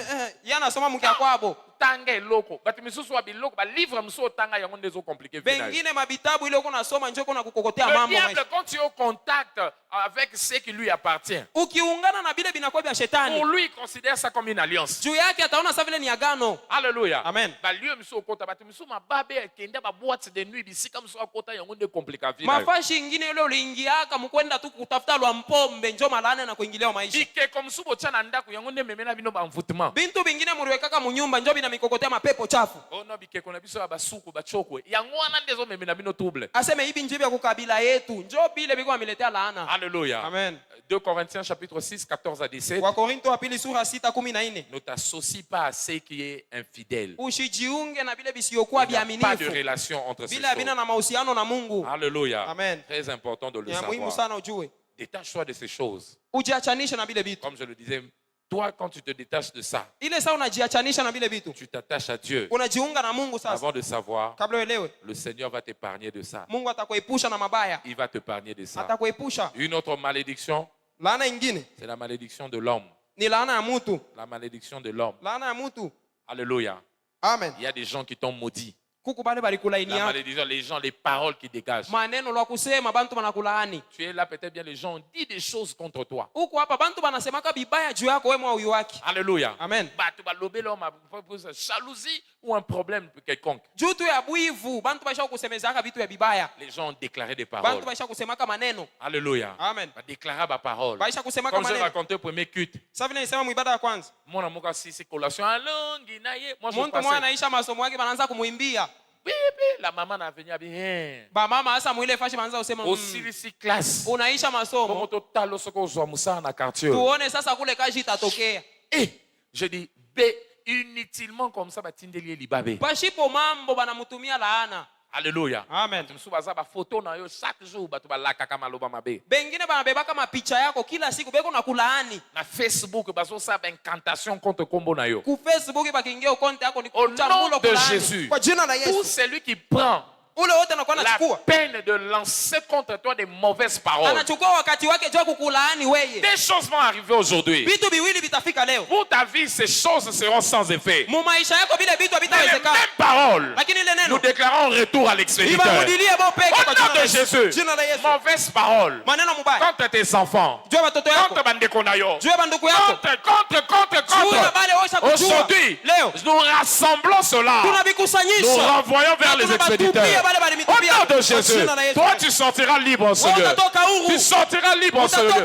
Au nom de Jésus. Jina la Yesu Kristo. Osui mutamusala moko yende koza problème na bino. Unabeba mfanyakazi boy yeye njoo kuna michokozea mambo. Osui ami moko zo ebate yende koza problème na. Unapata rafiki yeye njoo kukuchokozea Il y a mambo. une maman à l'église. Kuku mama mwewe kwa kanisa. Azwaki mutu moko amonaki aya afande pa na ye. Anabeba anaona tu mtu mmoja kanisa asema napenda Avant watu de wekane savoir, kwangu. makambo zo simba lisute. Tangu ule mtu alimfikia kunyumba mambo Rien ne ibambike. marché. Hakuna kia Elle kubambika. est venue me parler de ça. Anakuwa kumuonesha mchungaji. Avant de savoir, je vais poser 2-3 questions. Alimuuliza maswali 2 wala 3. Vous avez compris. Alielewa. Il y a un corps étranger qui amène le trouble. Kuku kintu kibaki kwa nyumba yako kiko uletea mvurugo. C'est maman soko zongi. Ukirudia kwako mama. Lelo na 23h. Leo na saa 23h. Zwa mwana no botere mabosambela. Beba ule mtoto wako mulamushe muombe. Prière moko. Maombi tu. Belela moto nzambe. Ita moto wa Mungu. Moto na chambre, moto na pièce nyonso. Moto mchumba, moto Ils kusana, moto kashi yote. ont commencé la prière Balianza maombi. à 23h. Saa 5 usiku. Moto. Moto. Moto. Moto. Maombi. Moto. Maombi. Moto. Maombi ya moto. Moto. Quand il priait comme ça, Ile sababu alikuwa afanya ile maombi ya moto. damu wana na ndako. Anaona sasa ule mtoto mnyumba. Quand mes amis la porte, tout ça, on pouvait la voir. Kulikuwa milango batu Elle wanaweza commençait à kumwona. bouger sur le lit. Anaanza kutingizika Sa kwa fille a kitanda. dit, elle dit, maman, regarde là-bas. Il dit, yo, landate, biso toyebi otozo ça. Ase umwangalie ule kuna tingizika. Moto. Avant de Moto. savoir, la fille n'arrivait pas. Dada anaanza Et on kucheza sait que, sasa. moto na mbetu. Anaanza kucheza Moto na mimbo. bashamba nyonso. Moto fashi yote. Moto na badra. Moto kuilasha Elle a ulifurika. sursauté. Anaanza kulukaluka sasa. Akimi na douche. Anakimbia mpaka Moto kuna na maji. douche. Moto mpaka Moto. mudusha. Moto. Moto fashi yote. Avant de savoir. Kabla elewe. Si ka prière amen. Banaisha tu maombi amen. Ils ont fini vers 1h30. Banaisha na 1h30. Mamoka damu anabimi. Ile saa ule dada anatoka. Na kei. Ase mimi natoka, mimi naacha nyumba yenu. Wapi? Huku naenda wapi huku ushiku? Na ulala wote. Nasema mimi sitalala hapa. Na kenanga. Naenda lwangu. Abi papa, butu ya de bandits. Bushiku huku batakukabamba. Abi na ndimi nanga, Ase, mena kulala awa te. Naye chika me hapa shitalala Elle tena. a pris ses biens. Anabeba bintu yake. Elle est sortie à 2h30. Anatoka bushiku 2h30. C'est comme ça qu'elle est partie. Njo pale aliendaka Pourquoi? safari. Il y avait une cause. Jua nini kulikuwa Une chanzo. malédiction qu'un homme a portée. Kulikuwa laana. Lelo! Leta leo. Kaka ndeto sawa. Baka hivi tuko hapa. Tout agent de l'ennemi. Mtu wote wa shetani. Agent satanique. Mtu wa shetani. Mutu nyonso mabe. Mtu wa mubaya. Qui a réussi à entrer dans ta vie. Ule aliingia mu maisha Dans yako. tes affaires. Kupitia biashara. Jonas nyonso. Yona wote. Ozo mema ba perte. Ule iko analeta kupoteza. Blocage. Kupoteza Peur biblia. dans ta vie. Kupoteza Je maisha yako. déclare par le feu du Saint-Esprit. Kupitia moto wa Ils mtakatifu. seront exposés au nom de Jésus. Mamushwe kwa jina Ils la Yesu. seront exposés au nom de Jésus. Wazi. Tout celui qui complote. Ule wote unapanga Tout celui njama. qui travaille. Ule uko Tout unatumika. celui qui est en train de travailler Wote mtumishi. contre ta vie. Eko natumika Pour kinyume na ne maisha pas yako. être joyeux. Tu usikuwe na Pour ne furaha. pas vivre en paix. Usiishi maisha ya Pour ne furaha. pas vivre dans la tranquillité. Usiishi salama. Ils sont en train de travailler. Eko natumika. Bazo sepela. Eko natumika. Comment na yo kweya. Anafurahi vile Bazo utavuka. sepela. Eko nafurahi. Comment na yo avancer te. Vile wewe uendelee. Lelo. Leo ni leo. Leo njoo leo. On va faire deux choses. Tutafanya vitu viwili. Un, Kia kwanza. on va invoquer le feu. Tutalika moto. Deux, Kia pili. on va libérer les anges. Tutaachilia La malaika. Bible dit, Biblia inasema. dans Psaume 35, Zaburi 13 quand tu lis à partir du deuxième verset, Ukisoma mstari wa pili. nasali bango mabe te. Bisho ubafanye vibaya. Bango bazolukelanga Lakini mabe. nitafutia mabaya. Bango balingi nalela. Wananitafutia Donnez-moi kilio. Psaume 35 À partir du verset 2. Kuanzia mstari wa pili. Tozotanga lelo. Tuko nasoma leo. Makambo ezobaluka. Mambo ibadilike. Makambo ezobaluka. Mambo ibadilike. Abeleli nzambe. Oh Anaita Mungu Dieu. aseme Mungu. Saisis le petit et le grand bouclier. Aseme uniletee nguzo kidogo na Mungu. Lève-toi pour me secourir. Simama Toi. nisaidie. Mstari wa 3. Alléluia. Kitambango studio. Lève-toi pour me secourir. Simama juu nisaidie. Brandis ta lance et le javelot contre mes persécuteurs. Aseme nyorosha mkuki wako Dis à kama tesa. mon âme, Ambia nafsi je yangu. suis ton bouclier. 5, 4. Mie ndo ngao Continue yako. studio 4. Mstari wa 4. Nini kokoma lisusu. Nini itafika? Studio, s'il vous plaît. Bobo menanga motote. Alléluia. Il dit lève-toi. Aseme simama. Il dit qu'il soit. Vis ensemble avec moi. Une de toi. Qu'il soit honteux et confie ceux qui en veulent à ma vie. Qu'il recule et qu'il réjouisse ceux qui méditent ma perte. 5. Qu'il soit comme la balle emportée par le vent. Et que l'ange de l'Éternel les chasse. 6. Pourquoi? Que les routes soient comment? Ténébreuses et glissantes. Que l'ange de l'Éternel les poursuive. Les lois sont là d'Abango au nom de Jésus. 7. Pourquoi il faut Salango? Car sans cause, ils m'ont tendu leur filet sur une fosse. Sans cause, ils l'ont creusé pour ôter la ville. Lélo, tout celui qui souhaite, qui désire, qui travaille, qui formate, qui transforme, et l'okonyoso, contre Vinayo, Lélo, contre ton travail, celui qui veut cette malédiction, n'abonde-lui, lève ta voix là où tu es. Commence à invoquer le feu. Invoque le feu. Invoque le feu. Quand ces forces, ces agents de malédiction, invoque le feu. Invoque le feu. Invoque le feu. Invoque le feu. Invoque le feu. Invoque le feu. Les bras baba, les sobradia, les rebradaba, les rialaba, Jonas Nyonson, Goliath Nyonson, Pharaon Nyonson, agent de l'ennemi qui vient pour perpétuer les mauvais sorts dans ma famille, dans mes enfants. Aujourd'hui, le feu, le feu, le feu, le feu, le feu, le feu, le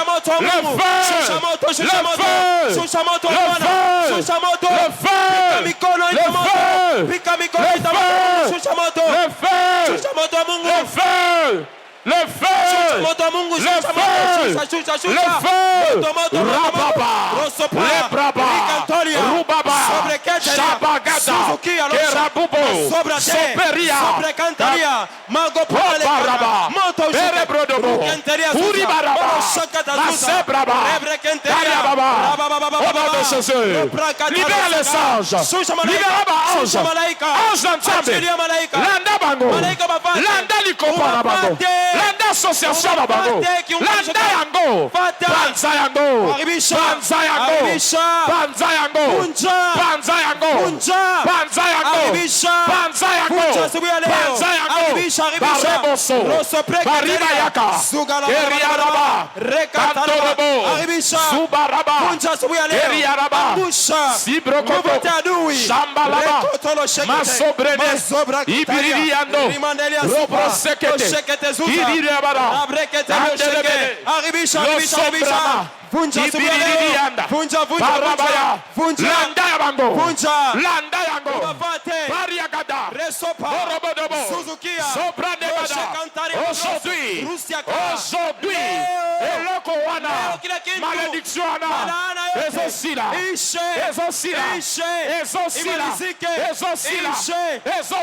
mwisho rebraso pala bala bala bala bala rebroso kotolo shekenteria bala marezo brakata baba baba baba soparia suso brekete mariso paria suso rondolo sopreketeria sugada maproso rekotozia susa rebaba baba baba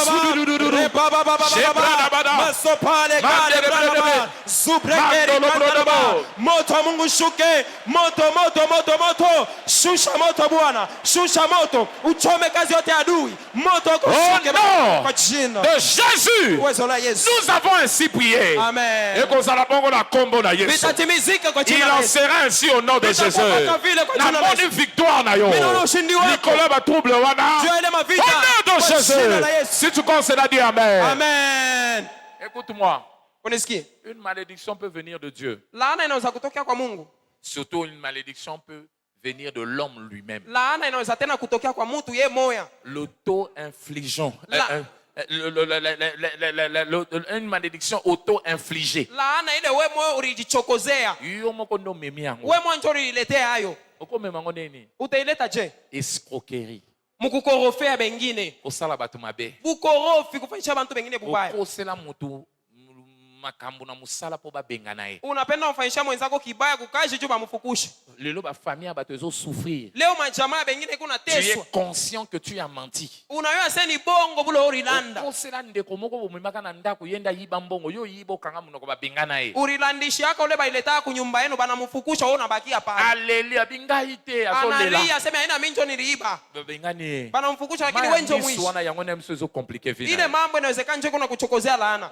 Soit engagement okosa ba jeune sœur rebelle. Uisha kulandaka badada ya bantu ba mingi. Okosa ba frère rebelle. Oh ondimio bala nzoka ndena sima bala na yo. Uisha kusema sema unasema semishi ya waka lakini unaenda kule blesser le cœur des gens. Unavunja mioyo ya watu. Leurs pleurs peuvent apporter une malédiction dans ta vie. Bilio byabo vinaweza kuletea laana mu maisha. Comme aussi la malédiction de Dieu. Sa vile laana ya Mungu nayo. Remède nango. Dawa yayo. Seigneur. Bwana. Aie pitié de moi. Unione buluma. Une miséricorde sincère qu'on demande de la part de Dieu. Lomba buluma na roho yako yote kutokea kwa Mungu. Yokelanga mawa. Unishikilie huruma. Yokelanga mawa. Unione huruma. Yokelanga mawa. Unishikilie kwa buluma. Tu dois finir ça parce que si tu ne finis pas ça, tu vas laisser ça pour tes enfants. Inatakiwa uishe. Juu kama uishi utaachia hayo batoto yako. C'est pas toi que ça doit cesser. Wewe ndio unatakiwa uishe ile laana. Et là où tu dois réparer, tu dois aller réparer. Pale unatakiwa utengeneze, wende utengeneze. Kende kubongisa. Wende utengeneze. Kende kubongisa na pato sala mabe. C'est ça, c'est comme ça que tu vas changer des choses. Et Dieu t'a amené aujourd'hui parce qu'il voulait fixer cette situation. Aussi vrai que la vérité ne va pas éclater. Alléluia. Amen. Okosela mutu mususu zemi. Uisha kulandishaka mwingine mimba. Tinda fandi yao. Aseme ni mimba ya ukaka. Mbongo bimaka nyonso bimaka maza mona na ete. Makuta yote anatoshaka lakini mtoto haina wake. Il y a des choses à réparer. Umwambia se mtoto haina wako. La paix et le calme et la stabilité reviennent. Je veux prier pour des gens ce matin. Avant que puisse nous ensemble dans les sources. Tu sais que ta vie n'est pas correcte avec Jésus. Tu as entendu ce message, mais tu sens que tu dois réparer. La réparation commence avec Dieu avant d'atteindre les autres. Tu veux dire, pasteur, tu m'as prêché. Je vais arranger ma vie avec Jésus. Si c'est toi, lève ta main là où tu es. Je veux prier pour toi. Aujourd'hui, quelque chose doit changer dans ta vie. Aujourd'hui, quelque chose doit changer dans ta vie. Lève ta main. Il y a des choses sérieuses que je suis en train de dire, mais Moutoua Boyi Kaka. Ne pense pas que le diable c'est ton ami. Si tu ne répares pas, après il va te créer des troubles. Tu es là, tu veux harmoniser ta vie avec Jésus. Lève ta main. Je veux prier pour toi. Je veux voir cette main-là. Viens rapidement là où tu es. On va prier pour toi. Et aujourd'hui, ça va marquer un nouveau commencement dans ta vie. Viens rapidement, viens rapidement. Si tu es là, viens. Viens rapidement, viens rapidement. Viens rapidement, merci ma soeur. Viens rapidement. Viens rapidement. Oh, j'ai déjà donné ma vie à Jésus, non? Ce que tu fais là, c'est ça qui amène le trouble dans ta vie. Viens, viens, viens, viens. Viens là où tu es. Viens là où tu es. Tu as des fétiches. Viens, viens réparer ce matin. Viens réparer ce matin. C'est comme ça que le calme reviendra. Ah, on a lobby. C'est ici, sous cette atmosphère, que les choses doivent s'arranger. Si tu refuses, cela revient sur ta tête. Toi-même, tu feras face à ces conclusions. Quand tu viendras me voir, oh non, ces jours-là, j'avais honte. Je ne ferai rien pour toi. Je n'insiste parce que je sais. Dieu veut réparer quelque chose ici. Viens rapidement, je t'attends. Viens rapidement, je t'attends. Viens rapidement, je t'attends. On acclame le Seigneur, il vient. Il vient ce matin. Viens ce matin. Viens ce matin. Viens ce matin. La force du diable, c'est dans les secrets et la cachette. Quand tu confesses, la liberté commence à prendre place. Viens rapidement, Jésus t'attend ce matin. Viens, on acclame le Seigneur. Il vient. Nous voulons aussi recevoir ceux qui sont ici pour la première fois. C'est votre première fois d'être ici. Si vous êtes là, balancez la main. Balancez la main si vous êtes ici sur la première fois. Venez rapidement. Venez ma soeur. Venez. Vous qui avez levé la main, venez rapidement. On veut prier pour vous. On acclame le Seigneur. On acclame le Seigneur. On acclame le Seigneur. On acclame le Seigneur. Pendant qu'ils viennent, toi qui es resté là-bas, lève ta voix sincèrement. Invoque la miséricorde de Dieu. Seigneur, j'ai besoin de ta miséricorde. Ta miséricorde dans ma vie. Ta miséricorde dans ma vie. Ta miséricorde dans ma vie. Lève ta voix. Là où tu es, commence à demander la miséricorde de Dieu. Toi qui es devant, que Dieu te bénisse. Mets ta main sur la poitrine. Fais cette prière après moi. Dis Seigneur Jésus, j'ai entendu ta parole. Je sais que j'étais loin de toi. Pardonne-moi pour mes égarements, mes fautes. Lave-moi par ton sang. Je prie ce matin. Viens prendre encore le contrôle de ma vie. Lave-moi par ton sang. Aujourd'hui, je t'ouvre mon cœur. Et je t'accepte comme mon Seigneur et mon Sauveur. Je veux que tu me conduises, que tu me diriges, que tu me montres la voie à suivre. Au nom de Jésus. Amen. Que Dieu vous bénisse. S'il vous plaît, suivez nos conseillers. On a 2-3 choses à vous dire concernant. Et puis vous pouvez venir nous rejoindre. Suivons-le.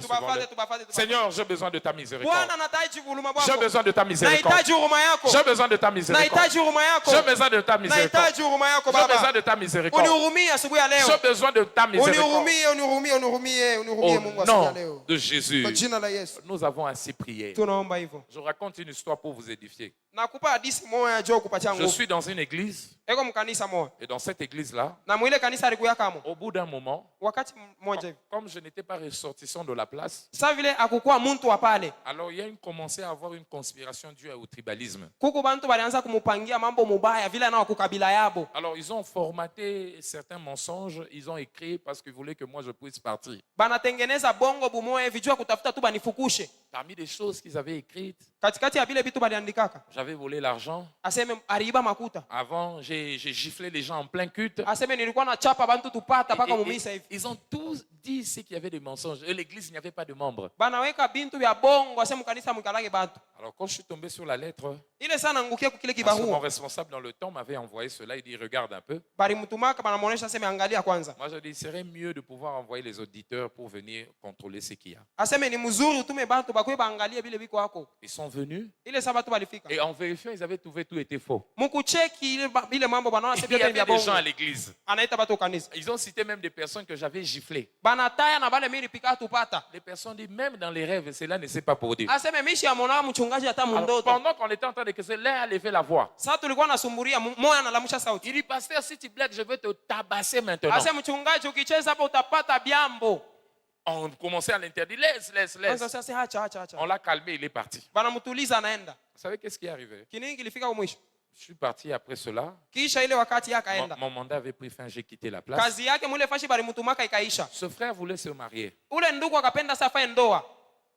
Non, parmi les choses pourquoi il était fâché, parce qu'il avait enceinté une sœur. Et quand on a parlé de lui concernant la chose, il s'était rébellé, ils étaient fâchés. Alors il a profité de cette occasion, il voulait en découdre avec moi. Alikuwa ishakaburianaka mimba lakini vile tulimshauria njoo anatushirikia. Il voulait se marier. Dieu lui a dit, appelle mon serviteur, répare. Anapenda afanye ndoa. Mungu anamuonesha aseme ita mtumishi wangu Même quand cette mtengeneze. situation arrivée, Dieu m'a dit, ne dis rien. Moi-même, je prends les choses en main. Ile sele mambo ilifika. Mungu alisema aseme mimi mwana napenda Je ile mambo n'avais mikono. rien dit de tout ce qui est arrivé. Ashikusema taki moyo mbile Dieu lui mambo. dit, va réparer. Mungu anamwambia wende utengeneze. On m'apprend seulement, non, il cherchait ton numéro, il voulait t'appeler. Moi, je dis, bon, il n'y a pas de problème, il peut m'appeler. Banamuonesha ase ule ndugu yuko natafuta numero yako anatafuta kuita ase ampachia niite. J'ai fait un voyage à Kinshasa, lui aussi était à Kinshasa.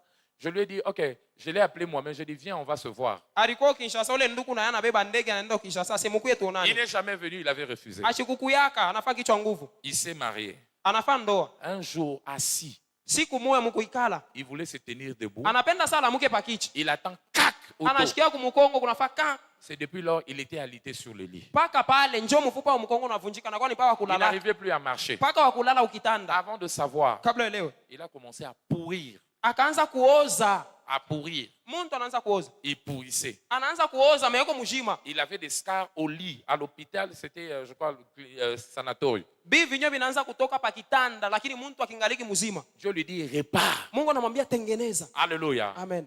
Ils ont cherché à m'appeler. Banaanza kutafuta kumuita sasa mchungaji. J'ai prié pour lui. Ana mchungaji akuangalia ile Il mambo yote disait, akabaombea. il répétait, dit tout ce qui m'est arrivé. Aseme kiote kile kilinifikia. C'est moi qui avais causé ça. Mimi mwa njoo nilichokozaka. Moi, je dis la miséricorde de Dieu. J'ai envoyé des gens pour qu'ils aillent prier pour lui. Akatumia mchungaji akatuma Les bantu gens baende sont bamwombee ule partis mtu. prier. On arrivait même pas à entrer dans la salle parce que ça sentait mauvais. Bantu abakuanza tena kuingia fashi ule iko jua alianza kunuka. Gloire à Dieu, on a réparé. J'ai Utukufu kwa prié pour Mungu, lui. mchungaji alimwombea. Juste après la prière, Kisha tu maombi il a rendu l'âme. akakufa. Qu'est-ce que je veux dire? Nini natafuta Il y kuonesha? a des choses dans la vie qu'on ne se joue pas de ça. Kuko bintu bingine abachezaki nabyo mu maisha. On ne se joue pas de ça. Ushicheze na bingine. Ne prends pas les choses de Dieu par habitude. Usianze kubeba mambo ya Mungu saa Ta kawaida. vie dépend de ça. Maisha yako ishakuambatanishwa. Alléluia. Amen. Dieu, c'est comme un humain. Mungu wako sa vile yuma. Il fait semblant comme ne pas comprendre de choses. Eko nafaa mambo sa vile ashielewi. Mais derrière, Lakini kumkongo attention, keba sa ange main peut se manifester inaweza kuonekana wala shindwa et ça kuonekana. peut créer le trouble Lakini takuchokozea madhara contre ta vie. juu ya maisha yako. Alléluia. Amen. Voilà pourquoi je prie pour toi ce matin. Ndio maana mimi nakuombea asubuhi ya Que Dieu leo. te fasse grâce Mungu akufanyishie na wewe neema. à prendre les choses sacrées au sérieux. Ya kwanza kuangalia bitakatifu na À ubiheshimia. prendre ta marche avec Dieu au sérieux. Kwanza kuheshimia mwendo wako na À Mungu. prendre tes engagements au sérieux. Kuheshimia Lève malako tes mains. limlaka Une Mungu. prière avant de finir. Seigneur, aide-moi Lamusha sauti useme tu Mungu à nisaidie. prendre au sérieux mes engagements. Kwanza kuheshimia bilapo byangu. Tu prends des engagements à l'église, mais Uko tu unafanya- n'honores pas. Unafanya viapo Tu kwa prends kanisa des lakini engagements, hauheshimii. tu joues tout à la légère. Wewe uko unaharibisha Aide-moi, vyote. Seigneur, Unisaidie Mungu. à prendre au sérieux Ya kwanza mes kuheshimia. engagements, Bila mimi à nakula prendre au sérieux kuheshimia. mon travail, Kazi à yangu. prendre au sérieux le sacré. Lève ta Kwanza voix, kuheshimia prie là où tu es, bitakatifu. Lamusha sauti omba. prie là où tu es, Omba mahali ulipo. prie là où tu es, Omba fasi huko. prie là où tu es. Omba mahali ulipo. Demande cela à Dieu. Umuoneshe Mungu Au nom kwa jina de Jésus, la Yesu. nous avons ainsi prié. Amen. À partir d'aujourd'hui, Kuanzia leo cette malédiction ile a laana pris fin au nom de Jésus. inamalizika kwa jina la Yesu. Tu repars, Unarudia que de kwako. nouvelles choses commencent dans ta vie. Mambo ya sasa Que inaanza. la santé te soit accordée. Afya njema Que les ikupate. portes s'ouvrent. Milango Que le ifungulike. Seigneur t'amène de gloire en Mungu gloire. akupandisha Au utukufu hadi nom de utukufu kwa Jésus, jina la Yesu. tu es béni. Unabarikiwa. Je lève ma voix. Nalamusha sauti. Je te bénis ce Mimi matin. nakubariki. Que cette bénédiction Hii baraka engloutisse ces malédictions au nom de Jésus. imeze ile laana yote. Va! Wende. Commence à vivre une nouvelle vie avec le Na uanze Seigneur. maisha mpya na Au Mungu. nom de Kwa Jésus. jina la Yesu. Amen. Amen. Acclame le Piga Seigneur ce mikono matin. makofi juu ya Mungu. Acclame le Seigneur. Chapie mikono. Bonne nouvelle. Habari njema. Le dimanche prochain, 1 minute, le dimanche prochain, Siku ya Mungu iko nakuya ce tuikane. sera notre culte Itakuwa ni ibada yetu de la célébration de Pâques. ya kushangilia wala kusherehekea Pasaka. Nous allons célébrer la résurrection de Christ en ce lieu. Acclame Tutasherehekea le kufufuka Seigneur. kwa Yesu muhifadhi. Tupike kwa mikono juu ya Mungu. Ne manque pas à ce programme. Usikose siku ya Mungu. Nous viendrons voir les merveilles qui nous attendent de la Pâque. Tutakuwa kuona maishara inatuchunga kutokea kwa Pasaka. Ce culte sera notre culte aussi d'action de grâce. Na itakuwa ibada yetu ya matendo ya Où shukurani. nous dirons merci à Dieu pour ce qu'il a fait pour nous durant ce mois. Kumshukuru Mungu juu ya vizuri alitutendea mu mwezi Mais wa aussi, ce tatu. serait un culte Na itakuwa ni de ibada la communion. ya meza takatifu. Nous allons prendre la Sainte Seine en ce lieu Tutahudhuria kwa meza takatifu pour muhifadhi. l'ouverture de nos yeux Juma macho yetu ifungulike afin de voir les grâces tuone sasa manjia accordés lors de la résurrection. ile tulipewa wakati Yesu alifufuka. Ne manquons pas à ça. Usikose. Et le jeune aussi s'apprête. Biana mujitarishe. La convention de la jeunesse de Pâques Kukutano la kuungamana kwa biana juu ya Pasaka commencera ce jeudi à 8h. itaanza mukazine na saa 2 asubuhi. Nous attendons vraiment l'autorisation parce qu'ailleurs on avait dit qu'il n'y aurait pas de campement, mais ici, compte tenu des défis sécuritaires, nous voulons demander qu'on donne le campement. Voilà pourquoi les jeunes continuent de vous enregistrer. Et nous allons à 8h démarrer. Nous serons ici à Garingezi. Mais le matin, on sera tous ici pour nous apprêter après le programme, aller là-bas directement. Le frère, il y a une table de la jeunesse. Allez inscrivez vos enfants, qu'ils aillent recevoir des sémences de vie qui vont les aider à changer. Le thème, c'est le renouvellement. Le renouvellement de l'intelligence pour la transformation dans la vie. Ne manquez pas, soyez là et Dieu va vous bénir. Et aussi, n'oublions pas, nous avons culte le mercredi, ainsi que l'heure d'alliance. Chaque matin, soyez là et Dieu vous bénira. Que la paix de Dieu vous accompagne. Au nom de Jésus. Va en paix. Que la grâce de Dieu soit ton partage. Tu es béni là où tu es. Alors que tu es en train de partir, que Dieu combat ton combat et t'accorde la victoire. Et c'est là au nom de Jésus. Aucune trace de malédiction ne sera visible dans ta vie. Cette maladie, ce blocage, ces succès écourtés, ces maladies héréditaires, tous ceux qui ne te quittaient pas, par la délivrance du Seigneur ce matin, je déclare, tu es libre. Au nom de Jésus, que tu sois béni. Va avec la grâce de Dieu. Au nom de Jésus. Amen. Vous êtes venus en retard, il y a les paniers d'offrande. Il y a aussi notre caisse d'assistance. Vous pouvez mettre quelque chose pour les nécessités. Et dès qu'on finit, tous ceux qui sont, ils ont une connaissance en infographie. Informatique, multimédia. Tout ce qui a trait avec l'informatique, montage, vidéo et le reste. Vous finissez, venez me voir dans la salle derrière. J'ai une petite réunion, une conversation avec vous. Amen. Amen. Les mains levées, les jeunes, vous restez après le culte. Partageons le bonheur. Une, deux, trois. Oui, le bonheur et la grâce nous accompagneront tous les jours de notre vie. Et nous habiterons dans la présence du Seigneur pour toujours. Amen. Louez l'Éternel, la fortune est mon partage en 2024. Je suis aussi racheté pour prospérer dans les temps difficiles. Félicitations. Pongezi. Amen, amen. Amina. Bénissez 4 personnes en partant.